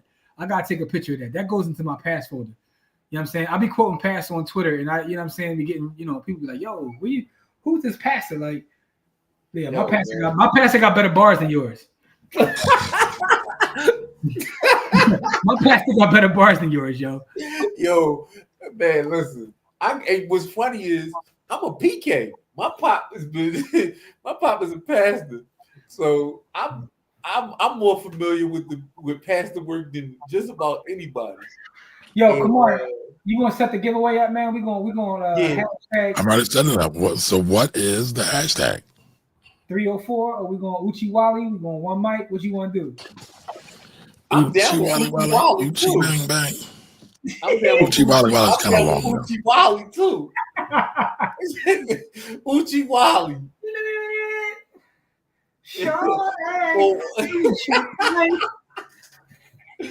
Yo, back it up. You can hold my eyes. Let me say you owe me something. Shout out to and by the way, Those he had some of the most conscious songs on that album, and had that on there. Like, Yeah, man. you got no shackles on your Coming feet. back like you. Well, that was the Brave. That was the Braveheart album. That wasn't that conscious. Listen, there was some conscious songs on the Yo, radio. Dog. You He don't had want one mic on there on the same album. No, that's not on. That's not on Braveheart. That was on. What? No, that I was can't. on the second album. Or the one. no. The second album was Steve Mac. The third album was Esoteric foolishness. I was trying to remember that.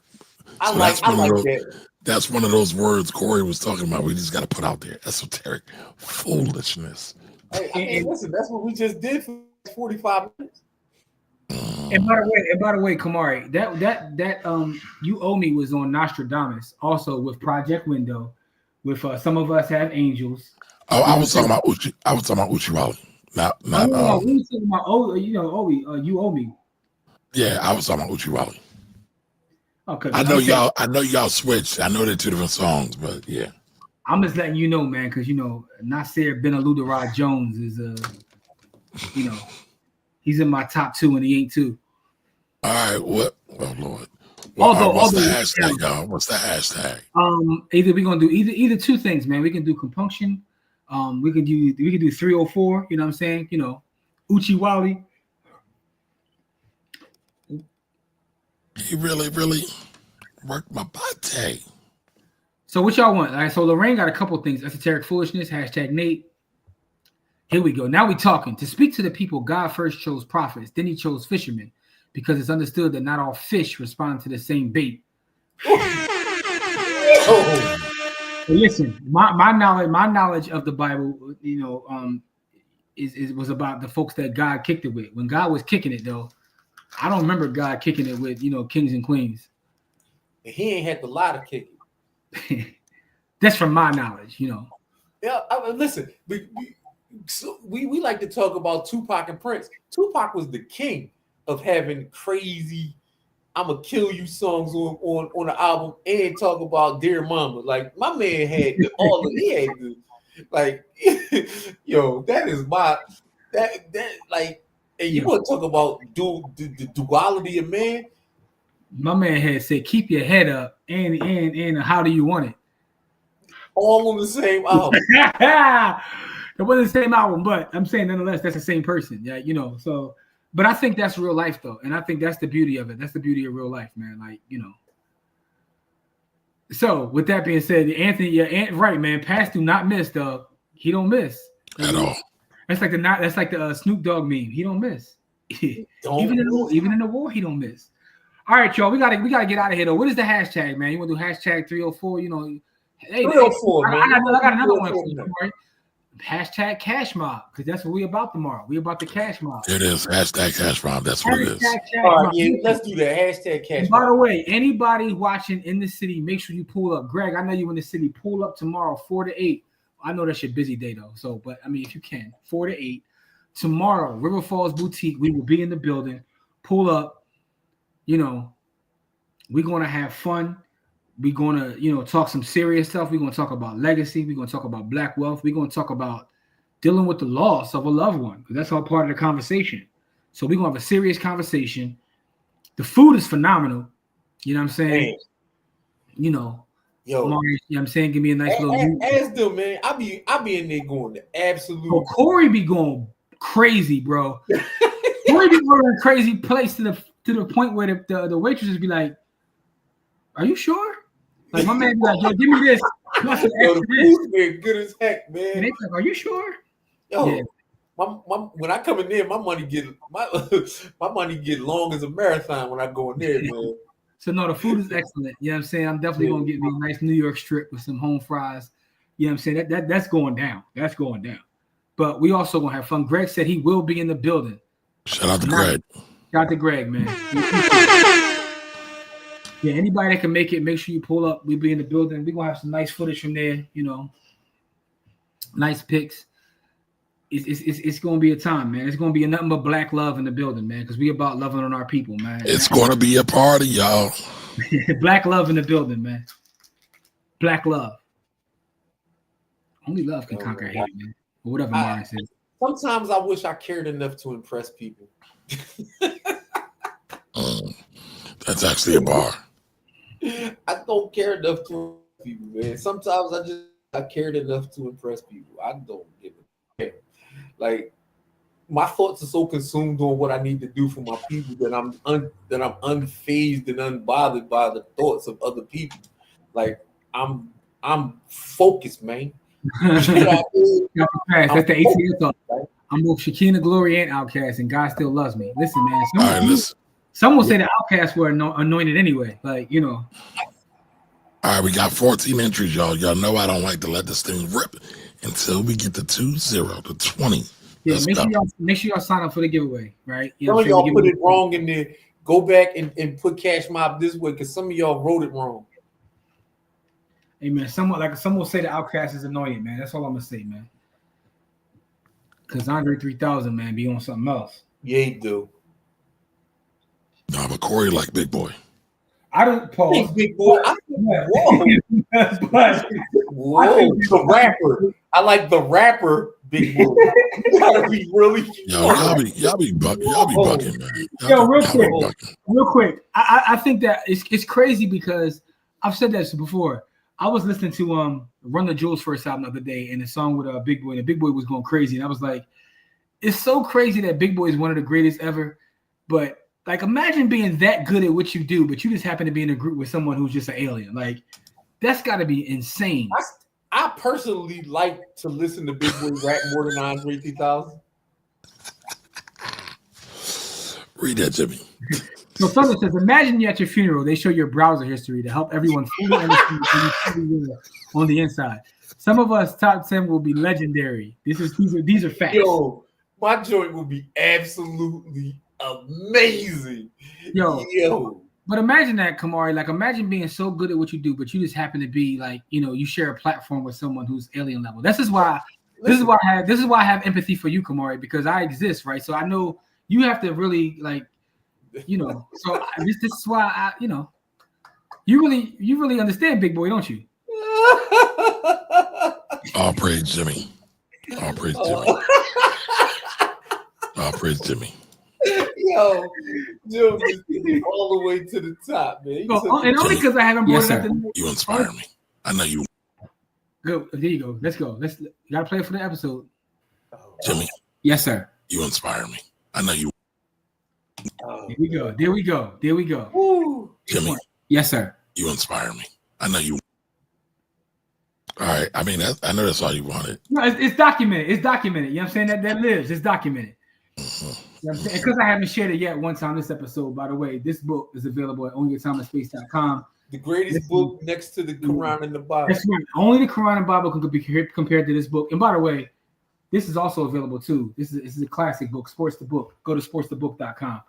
And we got a new book coming soon. You know, we'll talk about that later because it's in the works. You know what I mean? The next book is going to get Corey banned from every church. He might be able to walk into a church or a synagogue or a mosque. Yeah. Listen, I am in a bond, y'all. Where's Nate at? I am in a bond. It's 16 people. Yo, registered. Not one of them. 30 people. There's 30 people in there. Come on, get this money. Get these sats. Hashtag Cash Mob puts you in the giveaway. Yeah, man. Hey, Kamar, we got a playlist for tomorrow. Like, you know, while we getting set up and everything, we got to have some music playing. Like, you know, I'm always moving with a playlist. That's not a problem. We got. Hey, Jamil, I'm trying to get ratchet. Can I get some Young Dro? Can I get some Shoulder Lean? Can I get some? I mean, Young Dro. Yo, I ain't gonna lie, man. I had to go back. Young Dro be getting busy, bro. Listen, by the way, all I listen to right now is Larry June and 2 Chainz. But Jamil, I'm trying to get Kamari to play the the theme song for every network marketing meeting that ever happened back in like the 2000s. Ain't no stopping us now. That's one of them. Play that bull crap. That's one of them. Wait a minute. That is a Philadelphia legend. It is. Shout out to TPOS. Shout out to TPOS, man. Listen, You're being disrespectful now. That song and The Sounds of Blackness, those two songs are. I know Jamil got to still be here. Jamil, we got to come up with a playlist a network MLM marketing, playlist. legendary network marketing song. MLM playlist. Yeah, we gotta come up with an MLM playlist.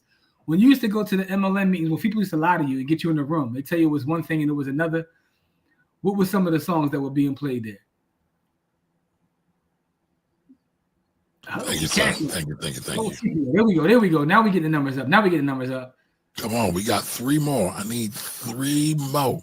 3 more, Hey, y'all. Jamil, we gotta come up with the playlist, the MLM legendary playlist. What songs that they used to play when you walk into the meeting? Man, come on, y'all doing too much. Can we finish the first playlist, the passive income playlist?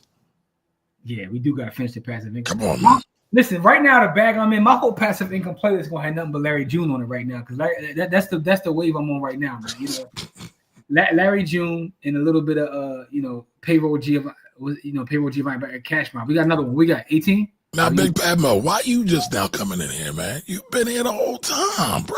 What's going on? Well, thank you. Jamil got it. Ain't no stopping us now. No stopping. You know what I'm saying? The blackness, keep on. That was another one. With of sorrow. All right, so that's one. Another one is We Are Family. That's another one they used to play. Celebrate. Oh God. Yo, this playlist gonna be fire though, right? So it's jokes, but the playlist gonna be fire. I'm starting it right now while Kamari's waiting for 2 more people to sign up. I'm starting the MLM legendary MLM playlist, yo. That's hilarious, yo. All right, so listen, I ain't ate. I need some vittles. Eyes hungry. There's another one for you. The Esoteric Foolishness playlist. That's another good one, yo. Oh, yes, we do need that. Listen, rappers you know what? But you know what? You know what? But you know what? What's his name? Let's Talk Capitalism. He gonna hate us because Esoteric Foolishness ain't gonna be nothing but trap music. All right, now you bugging. You about to get a ban. Yo, you can't play that, bro. Yeah, you about to get us delisted. My fault. I'm just trying to start the play. It's my fault. my bad. All right, we still got 18. All right, no, 18 going once. I'm hungry. I'm about to roll out. 18 going twice. 18 going 3 times. All right, 3 times for your mom. All right, I'm about to pull the trigger. Blah. Good luck to everybody. Blickety blah. Blickety that Zooks. There we go. Flame on. Jirana. Dr. Chaz. Dr. Chaz with the W. Oh, that's another one. Yo, how many MLMs was you in, Jamil?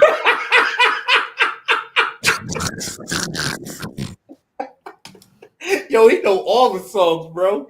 The funny part is, I know he ain't lying because I was in a lot of them joints. Yo, cool. What was the wildest MLM you was in, bro? Who, me? What was the wildest meeting you ever got invited to? So, all of the joints was at. So I got the joint that's across the street from where the Honey dude joint is now. There used to be the hotel. There used to be on City Line Avenue, right there with a gas station. The Trick Nasty John. Yeah, man. I got invited to a joint there. And it was by joint I was trying to clap. And I always get you. Yeah, man. Listen, she had the pencil skirt on, and she invited me out to the meeting. And I'm she to the hotel. I'm thinking I'm going cheeks afterwards. I don't care what they talk about. That's nasty work right there. I didn't see what's happening. Yeah. And then she got me to sign up. She got me to sign up to sell cutlery.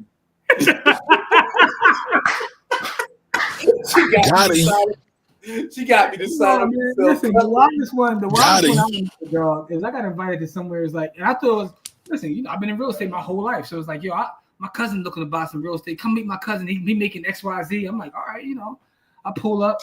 I'm like, why are we meeting here? Like, next thing I know, dog, they talking about, yo, we selling noni juice. What the hell is noni juice?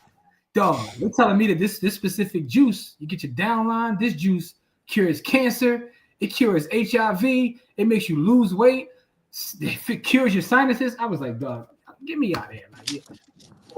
Yo, noni juice do all that, dog? Yeah, man. So anyway, I say all that to say that was a wild one. Like, I don't know if y'all remember noni juice. Prepaid legal. I don't even know what the other one. AMS Health Sciences. What the hell is AMS Health Sciences? I remember send out cards. I don't remember that. Send out cards try to cap me up. They talking about, yo, you in the real estate, so you could use this to send stuff to your clients. Or I was like, what? Dr. Chaz, by the way, as an aside, Dr. Chaz, send me your lightning joint. So what you do is go to your Cash App, click on your Bitcoin, and it'll have the joint to receive. Hit receive. Hit receive. It'll give you a QR code. Tap the QR code. It'll give you a Bitcoin Lightning address and a Lightning address. I mean, a Bitcoin network, Lightning network. Send me your Lightning network. If you need help, shoot me a message. That's all. Hey, Kamar, we're gonna do a whole show one day on people trapping you in old network marketing opportunities. And the craziest network marketing. I did the joint where they sell the electricity too. That joint, I actually made money from that. And the joint where I made money from prepaid legal, and the joint where you sell the electricity. I know you ain't talking about ACN, dog. Yep, I made a grip from ACN. Wait, what's the last big one that made a splash? The John. This is the social media John where they was drawn. You talking about 5 links? Yes. So I got trapped. I got trapped at 5 links. I don't even know what that is. They sold everything. So they said they wanted me to come out and do a presentation. Right? Oh, that's you to present. Oh, they wanted me to talk about tax. They wanted me to talk about tax. I waited 2.5 hours to present. I was like, yo, like, what's going on here? They trapped you in the building. They made you listen to all other crap, so then you presented. I was like, man, y'all, I'm not. I could have came when I was about to speak. As an aside, tomorrow there is no opportunity for you tomorrow. Yeah. This is not an MLM event. No, we ain't doing none of that because we already we all got MLM trauma. So no, that ain't what's going on. We just kicking it. We having food. Implementing with the business that we're in. Yeah, we're kicking it. We having food. We gonna have fun, and we gonna talk about black wealth. Ain't none of that going on. You know what I'm saying? Come on, that's a future episode. I want you to write that down. It's called MLM trauma. Yo, remember the other joint that had Fat Joe on stage going crazy? Oh yeah. Yeah, man. It's some wild stories, bro. Some wild stories. Yeah. So anyway, man, we get MLM trauma episode probably gonna be behind the wall, man, because I got some. I'm gonna say some stuff that probably shouldn't be put on YouTube. Because I might name some names because some of y'all still be out here. He got all the songs, by the way. We Will Rock You, Whoop, There It Is, and Lose Yourself by Eminem. Jamil, I need you to make this playlist, B, because you're going crazy right now. Anyway, listen. What we got going on? So Sunday's class, we're not going to have a class this Sunday, right? Because we got our event. So we won't have our live class this Sunday because our event is going on. But next Wednesday, we'll be back with Wealthy Wednesdays. Another episode of Stack Sats or Die Trying will be out. By the way, shout out to everybody who checked it out early because I dropped it mad early because I was traveling last week. Got a lot of great feedback from the last episode. It's on YouTube now, so it is what it is. Another episode coming out this week. There's a lot going on in Bitcoin. Strategic Bitcoin Reserve has been signed into law, which means that the U.S. is having Bitcoin on its balance sheet. How was that signed into law? Congress approved that? It was signed.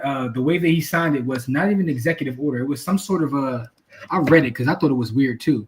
It was the EO something or another, the same way that the 6102 law that was put in the law by president. So he used that as a backdoor way to do it. But so first of all, I think the funniest thing about that is like all the slander that I've taken over the years about loving, being a Bitcoiner, and to see if you would have told me that right now we'd be over 80,000 and that the U.S. would be having a strategic Bitcoin reserve, even someone who's believed the way I believe, I wouldn't have believed this. It's just wild to see. So there's a lot going on in the world of Bitcoin. That's going on. Other companies have added it to their balance sheet. So, yeah, we got a lot to talk about. Wealthy Wednesdays is Wednesday. We'll be back here next Friday. But check us out tomorrow in the field in Philadelphia. If you have someone that is a teenager, make sure to pull up Sunday. And if you need help getting them signed up for that, shoot me a message, shoot Corey a message, shoot Kamari a message. We got all that going on. If you happen to be an attorney, pull up to the barristers thing next Wednesday. You know, I'll be talking about the state of the Philadelphia real estate market. So that's next Wednesday. And yeah, other stuff we'll be posting because, oh, by the way, something else too. I want to make sure I share this with y'all too. I got something else going on too, Kamari. I forgot about it. This is something you can sign up for too if you're interested. And this is going to be online, so it's not just going to be an in-person thing. 100 Black Men, which is an amazing organization, by the way. I am doing a talk for them at the end of March. So that is actually free to sign up. Let me give you the joint real fast. I don't mean to hold y'all up, but that's going on too. Yeah, because I'm hungry. I'm starving. I know. I'm sorry, beloved. My ribs is touching. Saturday, March 29th, 100 Black Men. I'm speaking for them March 29th. That's going to be virtual and in person. So, holla at me. Where's it going to be in person at? Wherever they have their stuff at. I'll give you the information, but I know it's March 29th. But listen, March 29th is 22 days away. So I have the flyer and everything. I do have a flyer in front of me, but I'll share it with y'all next Friday. But that's going on too. So that's for the youth as well. And that's about Bitcoin. So that's a strictly Bitcoin joint. By the way, I do have an event coming. Me and Elizabeth, friend to the show, we are doing surviving tax season in this economy on March 22nd at the Leon H. Sullivan Trust Building. So I'll be in the building. That's the Saturday before. So the Saturday before, I'll be in the building. We're gonna be outside. That's what y'all trying to say. We're gonna be outside. Shout out to Liz though. Liz is the greatest, and I want you to click this, man. So I want you to put me on the screen tomorrow. I need people to understand who Liz is. Liz, so our sister Liz, by the way, and you can find her at Medicine to Mortgages. Liz is the greatest, one of the greatest mortgage bankers in the world. She got a deal done for me in 2 weeks. Literally 2 weeks, she got the deal done. She is amazing at what she does. And the one thing that I'll say about Liz that separates her from everybody else is Liz understands, for lack of a better term, our culture. She knows how to speak to us. She knows what we need. You can talk to her like you're talking to your sister. And even if you're not in the space where you need to be, Liz makes sure she gets you to the space where you need to be. And she works with people that aren't ready. And she won't just throw them to the side. There's some mortgage bankers or brokers out there. If you send them someone and they're not ready at that moment, they just throw them to the side and disregard them. Liz is not like that. She'll say, okay, you're not ready right now. But if you do this, you do this, you do this, and she'll hold their hand and walk them through it. So I want to send our sister a shout out because she's amazing at what she does. So when her and Kamari have their event, make sure you support it. I'll be in the building for that as well. So that's all. I just want to make sure I acknowledge our sister because she's amazing. Deserves it. She deserves it. All right, y'all. Listen, thank you for joining us. We appreciate y'all. We'll be back Wednesday. We Black peace forever, and I'll see y'all tomorrow. Later, y'all. Peace. Until the next time, y'all be great. Peace and black love.